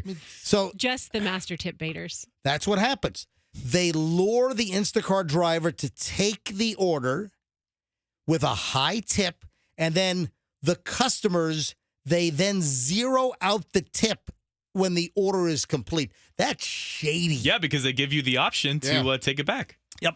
And the company said yesterday that they're going to cover the cost of the shopper's tip up to $10 should a customer remove the tip after the delivery without reporting an issue with their order. Also, I'm telling you right now, if you have individuals that are repetitive in this behavior, if they are problematic, if they're a chronic in this, then Instacart ought to just throw them off the service. Like Uber, Coop, can you rate the customer or can they rate you? Yeah, you can. You give them 5 stars. So, no, it's not the same as if is that what you're asking? If it's the same as Lyft or Uber, where you guys rate each other? Yeah. I don't think you can rate the customer. I've never rated a customer. Here's the other thing, MJ. I wouldn't want to screw essentially somebody out of $10, $15, or $20 after they provide me a service and they know exactly where I live. Oh, that's a good point. So, hey, they're an Instacart driver. They're going to be driving by with a couple dozen eggs at one point, right? Yeah, something. Exactly. Something. All right. Now, I wonder if we could get some phone calls here from either Instacart drivers that have had people lure you with a good tip, and then they were, God, you can't say Indian giver anymore, can you? That's like, is that cancelable? Canceled. Yeah. They took it back. They take the tip back. All right. Anybody listening, are you an Instacart driver and you've had this happen to you where they lure you with a good tip and then they rescind it? Or are you an Instacart user and you've done this, that you've attracted the job, you've attracted the Instacart with a good tip, and then you canceled them out? 800-990-1047. I'm curious. 800-990-1047. Is there anyone listening that will admit to this? Either you're an Instacart driver, it's happened to you, or you're a customer and you've screwed over an Instacart driver. Hey, maybe there was something legitimate.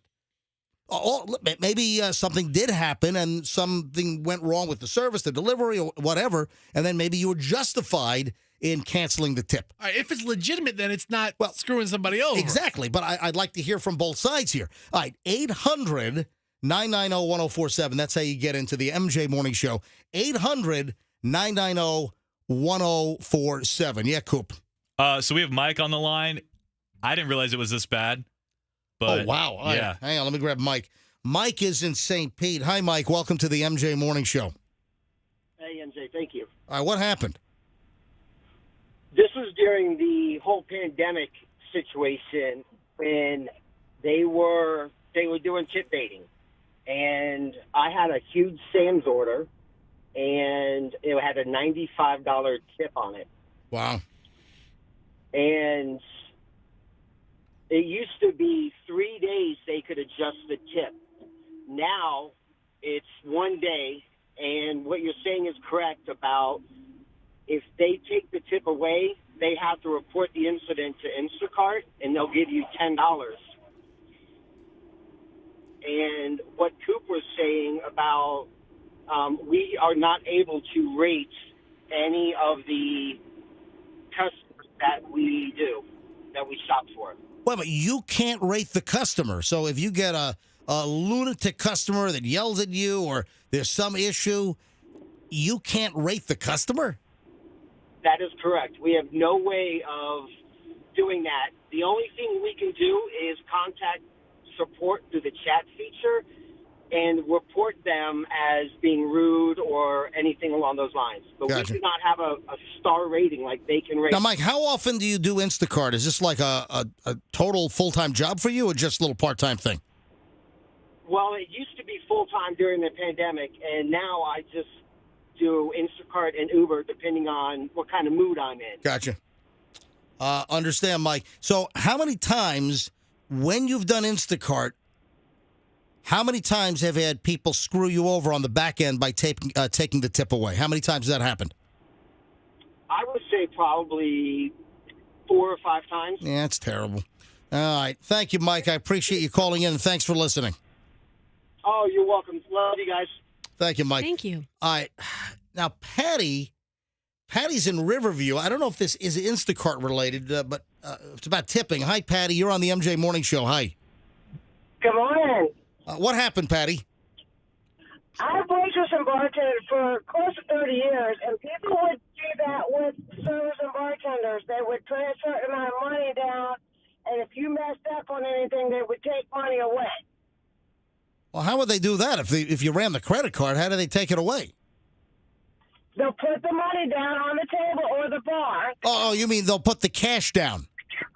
Uh-huh. All right. I don't know if that's a little different, but I understand it's a tipping related. I understand. Different thing. Yeah, all right. Let me do one more on this. Joy's in Largo. Hi, Joy. You're listening to the MJ Morning Show. Hi. I just don't want Joy to get confused, you know. All right. Hi, Joy. Go ahead. I had an Instacart order that was 3 cartloads, and it came to over $300, and they had said put a $40 tip on it. Yep. And after I delivered it up 3 flights of stairs, including 5 cases of water, they turned my tip into $10. Oh, my God. So $40 got reduced to 10 after you busted your butt. Yep. That sucks. My Traverse was full. Half. Yeah, they got to figure out a way to do it because they got to figure a way. You shouldn't be able to change. You should not be allowed to change your tip unless something really, really egregious happened. All right, Joy, how often do you do Instacart? Up until this year, I did it almost every week. I was making on average about $1,000 a week doing it. Wow. And I really enjoyed it. I was doing it like a full-time job, but well, you can make $52,000 a year doing Instacart. Yeah. yeah. And the nice part was I could do what, when my kids had doctor's appointments Yep. or I had a doctor's appointment, I could just not go, not work that week. That's good stuff. All right. Hey, thanks for calling in, Joy. Thanks for listening. Thank you. All right. Well, I just saw this, and I'm like, yeah, that's unfair. Yeah, it's not right. A lot of the texters, I'm getting a handful saying that they quit doing it because of the tip baiting. Tip baiting. And there are a lot of master tip baiters out there, folks. All right, 9:21. It is the MJ Morning Show. Look at the time. We got one big chunk of the show next, including, do you guys have a baby monitor? Do you have do you, Rox? Do you have a video monitor? I sure do, video. All right. Yeah, there's another. I know we've seen these stories over the years. There's another creepy baby monitor type story that we got to get into next. I got some celebrity crap. I got another couple of morons we'll dole out. Got a lot next. Final chunk of MJ coming up in just a bit. You know,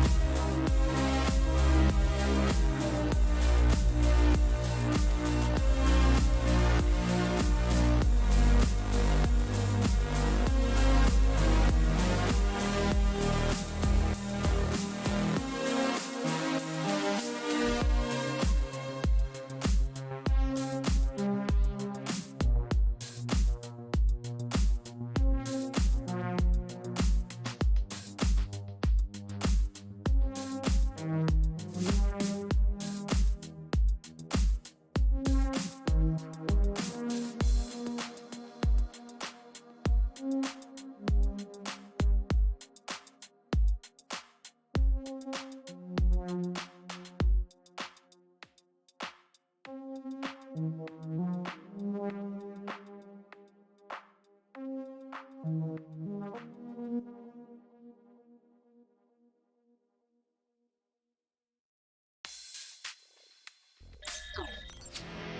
is the MJ Morning Show. I am MJ with Roxanne and Fester. Froggy's out, left early, doesn't feel well.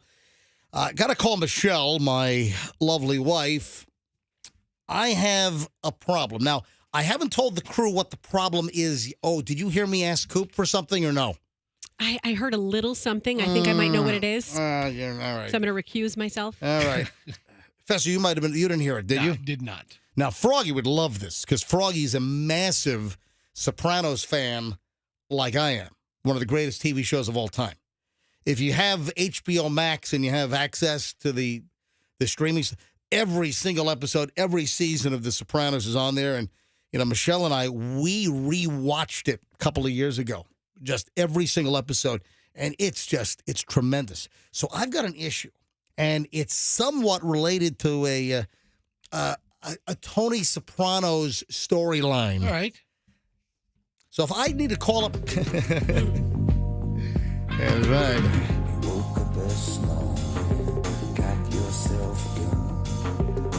Well, I'm thinking if I got myself a gun, I might get into several problems if I take care of the situation with a gun. All right, Coop, you can turn off the theme now. Were you able to find any audio from The Sopranos that has to do with my little situation? Yes, I think this pairs nicely. All right, now, Tony Soprano likes to curse a lot. Is this a clean for broadcast cut? I went through it, yeah. I was actually surprised I didn't have any difficulty. All right, roll the audio. Go. A couple months before all this, these two wild ducks landed in my pool. It was amazing. They're from Canada or someplace, and it was mating season. They had some ducklings. My daughter's friend was here to drive my daughter, Meadow, to school. Meadow, your father with those ducks. I know. The whole yard smells like duck poo. All right. She just said the whole yard smells like what? Duck poo? Or what? Yes. Well, you got an idea what my problem is now? What, do you have geese in your... No, not ducks. Ducks? Yeah. I got a duck problem. After 17 years, let's see, we moved in. We CO'd our house and moved in. Actually, we moved in July 4th weekend of 2005. That's when we moved into the house that we built.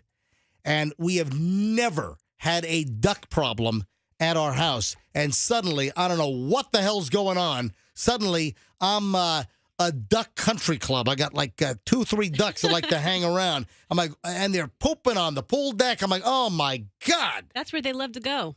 But they never came to my house. Why? How did they find my place after 17 years? All right, so I typed into Google duck problem in pool. Yes. And they have some pretty good suggestions, one of which you already have. 1, own a dog. Well, the dogs, they'll chase them away, but when the dogs are inside, they come. All right, hang on a minute. Let me get Michelle on the phone. Hold on.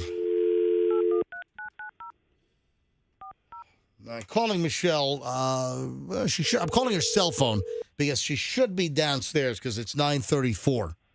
Should be downstairs getting ready to cook some breakfast, let the dogs out.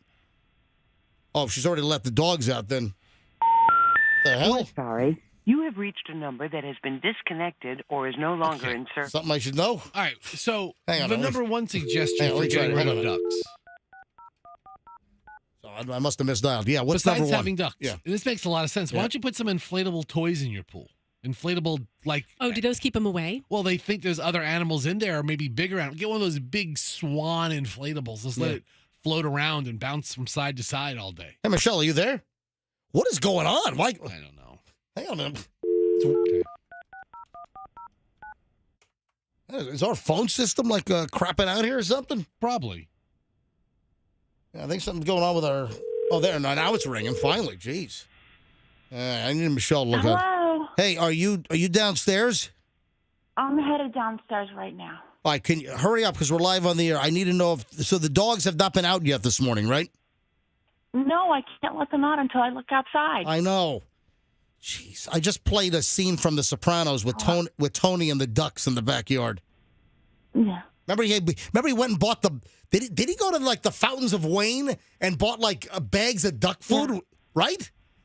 I think so. Are you throwing out duck food? And then wasn't he hiding cash from Carmela in the duck food bin in the backyard? Yep, that's what I'm going to start doing. Smart. All right. Can you? Where are you now? I'm downstairs at the kitchen window. Look out the kitchen window. Are the ducks out there? No ducks today. They're not there. Not here. All right. Go out right away. All right, let the dogs out. But, Michelle, we never had a duck problem. All of a sudden, we got ducks. Never. All of a sudden. Why? Monday morning. I don't know. Monday morning, that little guy was sitting out there. It just started. With me. It just started Monday morning. I don't know what's going on. What the duck is going on? Yeah, I'm not going to be like Tony Soprano here, loving the ducks, because I don't need them crapping all over my pool. And that's It's what really they're doing. gross. It is. It's disgusting. Yeah, you can It is. see everything. I feel bad. I don't feel bad. And is it? Well, I don't want to be inhumane. I threw a frisbee at him yesterday. Okay. Well, no. Well, hold on. my God. Well, hang on. I didn't. Hold on. Wait a minute. You did not. I did not hit the. I threw a frisbee from the back lanai into the pool, and they scattered. They flew away. You need Michelle. Here's what you need. You need to go buy a couple of decoy animals and just let them float around. That's what I was going to ask MJ if there's like decoys that we should buy, because I know there's duck decoys, but you don't buy another duck decoy to keep a duck away, right? Well, I thought that our dogs out for many hours a day in the backyard running around would keep the ducks away. You don't leave them out for many hours a day. Well, especially when it's hot out. They're panting. I don't want them. No, but you like them inside with you. Yes, I do. I'm the I one like who's my like, dog. Leave them out. Leave them out. They're having a good time chasing squirrels and birds and planes and lizards and. All right. And you're like, no, let them come in. Michelle, you can find online, and I looked for problematic birds and pools. They recommend animal inflatables, like if you got like an inflatable turtle or an inflatable. I want a unicorn. I want an inflatable great white shark. How about that? I think they have them. Yeah, I'm sure They they have do. that. They have that. I want to get an inflatable Rosie O'Donnell. Do they sell those? Yes. That'll scare everything away from my pool. Okay, on Amazon right now. Yes. I typed in inflatable shark. Look at this one here for $17. How kind of lifelike this one is. Yeah, I'm getting that. Yeah, Michelle, you can buy a couple. Just if you bought two of them, just put them in the pool, and the filter will just bounce them around.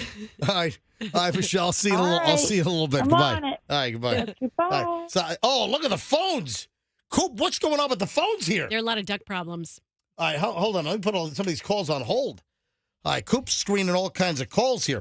All right, so Roxanne, you have what kind of baby monitor at your house? I have, I think it's called an Angel monitor, and then we just have cameras throughout the house. All right, here is a family that had, I guess it's a Ring camera system. And I do not have that. So a little boy told his parents that the camera was talking to him. So Ring cameras, I don't have a Ring camera, but with the Ring camera, is there you can talk, right? So you have a Ring. I purchased a Ring camera for our office. Oh, that's right. That's right. And because somebody was tossing our office. And noticed nobody's tossed it since I bought the camera. That's right. Since it was publicized that we have a camera system. Go ahead. And there's a feature where you can talk through the camera. Right. And talk to the people. Well, listen to this. The little boy is just like a 2-year-old kid. And the kid was able to vocalize to the parents that there was a voice coming over at night asking if the kid wanted ice cream. How creepy is that? Ooh. Okay, so what could that possibly be? Is it someone hacking into it? A 3-year-old kid, I said too. 3-year-old kid. Yeah, someone's hacking into the family's Ring system, and they're talking, and I don't know how. Well, they know it's a baby because the camera's pointing toward the crib. Yeah, they know who's looking at. So, listen, you've got these internet creeps. You've got these hackers that, man, it's the Internet of Things. There's so much crap connected to the internet. And you get these hackers, these sickos, they get their jollies out of hacking into people's security systems. And in this case, you feel good? You feel like a really big guy? Some guy that knows that there's a kid in a crib and you're talking to the kid, creeping him out, asking if he wants ice cream. So the 3-year-old was able to communicate to the parents, pointing at the camera and saying that the camera was talking to him. And finally, the up there, daddy. And the kid was actually speaking in Spanish. So a Spanish-speaking family here in the U.S. And then the dad goes to the camera and says, this, you don't want this? And the boy said, because it's talking.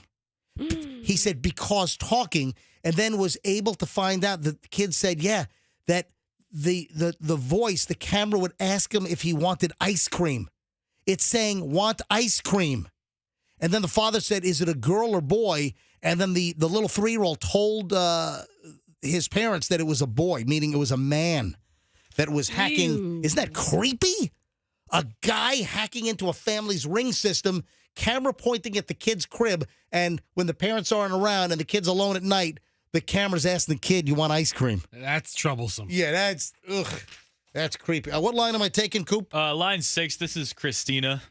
Hi, Christina. I guess you're calling in about my duck problem in my pool all of a sudden?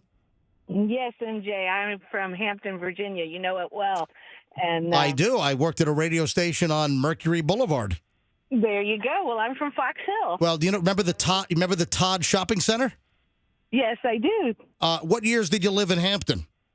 That would have been 97 to 2008. Yeah, we were gone. So I worked for 97.3, 97 Star back then. This would have been like 1986, 87, 88. And for part of that time, the radio station was in the shopping center, right in Todd Center. So know the area well. Crazy. And then they moved to Virginia Beach. Anyway, so can you tell me what to do about my ducks? Yes, I had ducks in my pool there, and I was told to put rubber snakes around the perimeter. Oh, yeah. And it kept the ducks away. And there was 2 females and 1 male. Yep. And they had 18 babies in Booker School Oh, my in God. the playground there right behind my house. Yeah. That's how much activity was going on. But rubber snakes and mothballs. Holy crap. All right. So, but the problem is my dogs love like toys. Right.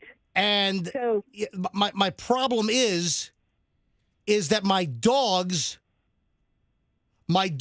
are going to grab the rubbers. Well, I can try. I'm sure I can buy some novelty snakes pretty quickly off of like Amazon or something, right? Absolutely. Yep. Absolutely. And if you have any like chairs, put them up on the chair to where maybe the dogs can't get them. Weave them in and out of the chair. All right. Well, listen, thanks, because the ducks are crapping all over my backyard now, all over the pool deck, and it's driving me nuts. And it started on Monday. After 17 years in the house, suddenly it started. Hey, by the way, Fester is on Google Maps, and he just went to the Todd Center Shopping Plaza on Mercury Boulevard in Hampton, Virginia. And my old radio station is now the Buffet Star Mongolian Grill and Sushi Place. That sounds so good. That sounds so good right now. Have a great day. Thanks for phoning in. And thank you for making my mornings better. You have a great day. Hey, spread the word. The MJ Morning Show's back on Q105. Absolutely. All the time. Appreciate it. Thanks. All right. Look at that. It's funny. I got a bunch of stuff I got to put in the pile for tomorrow. Yeah. Oh, you know what? Let me just mention this now. Yeah. Did you see, with all the plane delays, did you see what the flight attendants did on a Southwest flight? No. Just, you mean during a delay? Yeah, it's kind of cute. Do I have the little Southwest thing here? Oh, yeah, I do. Look. You are now free to move about the country. Yes, you are. So with all the delays that have been occurring, guess what a Southwest crew did?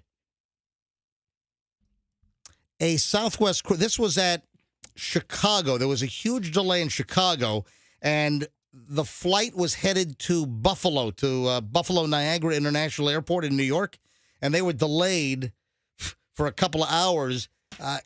Guess what the flight attendants did to try to help pass the time on the flight? And the passengers were on the plane. They were already on the plane, and they were delayed. Guess what the flight attendants did? Gave out free booze. No. Oh. Well, I've been on planes where they've done that as well. Put on a You are now free to move about the country. What'd you say? dance routine? No. They did toilet paper races.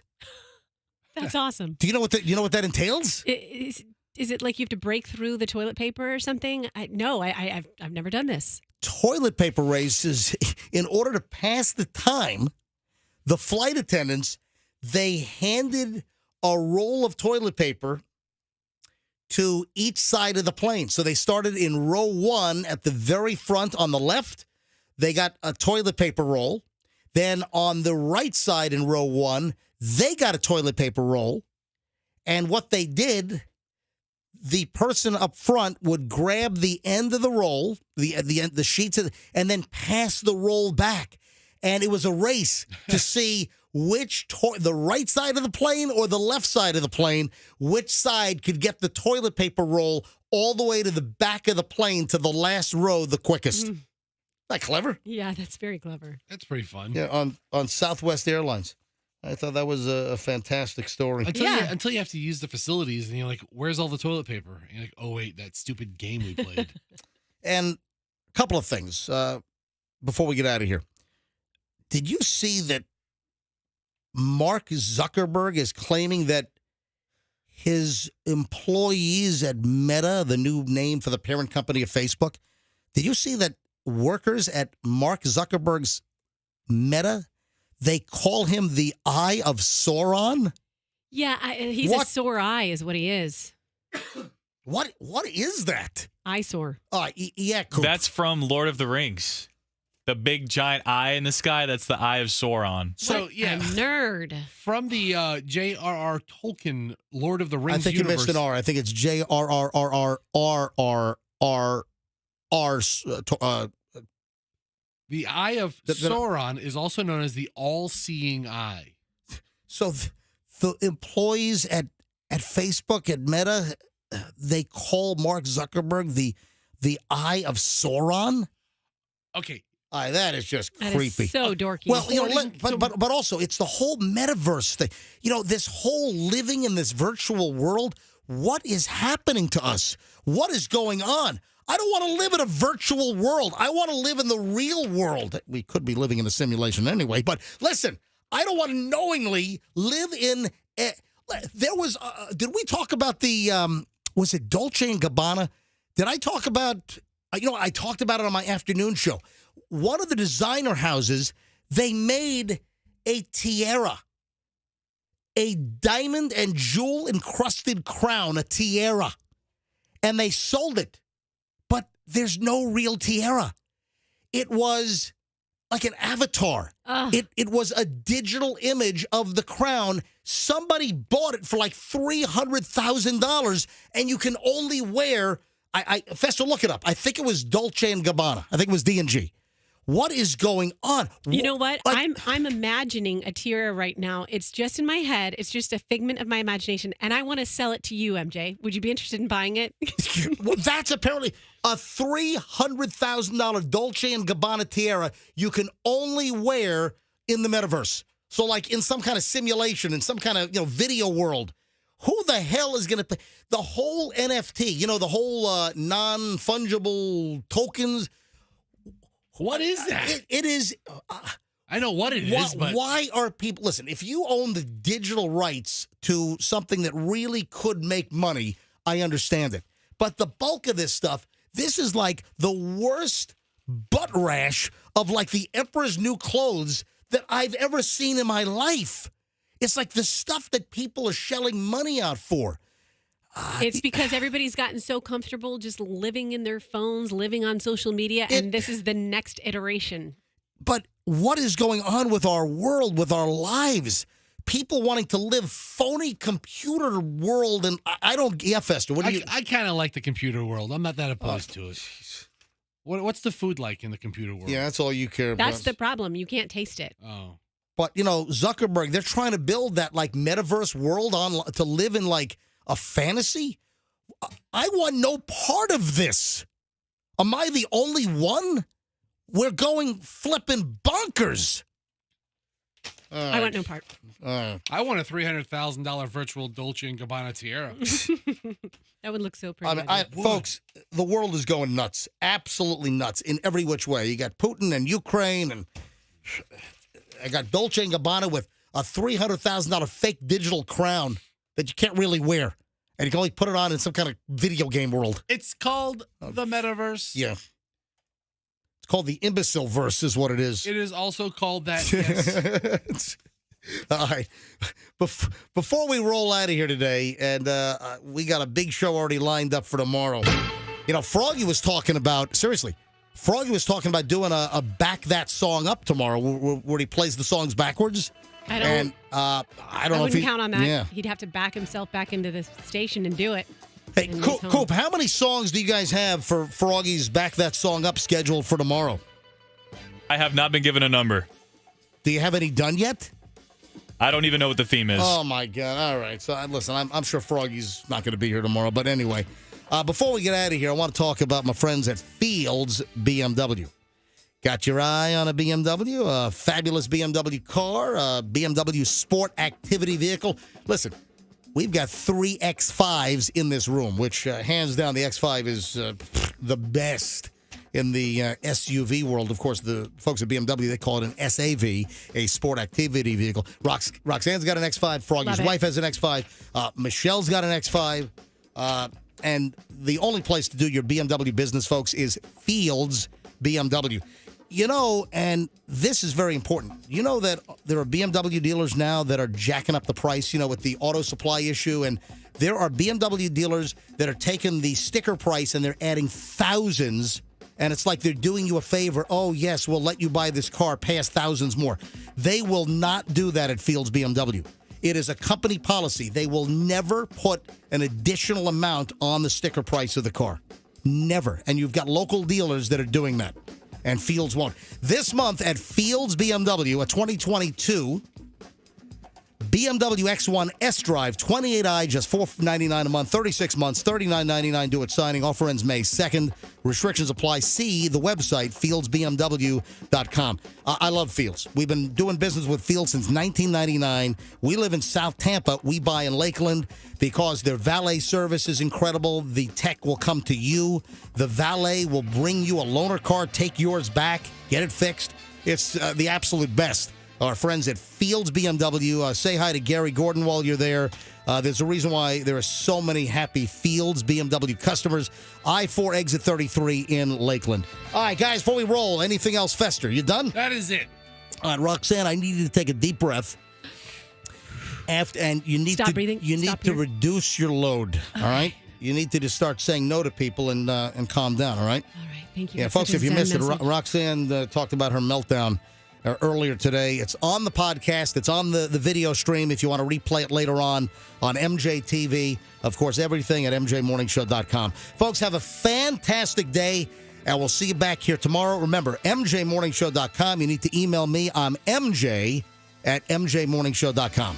And we'll see you tomorrow on the MJ Morning Show here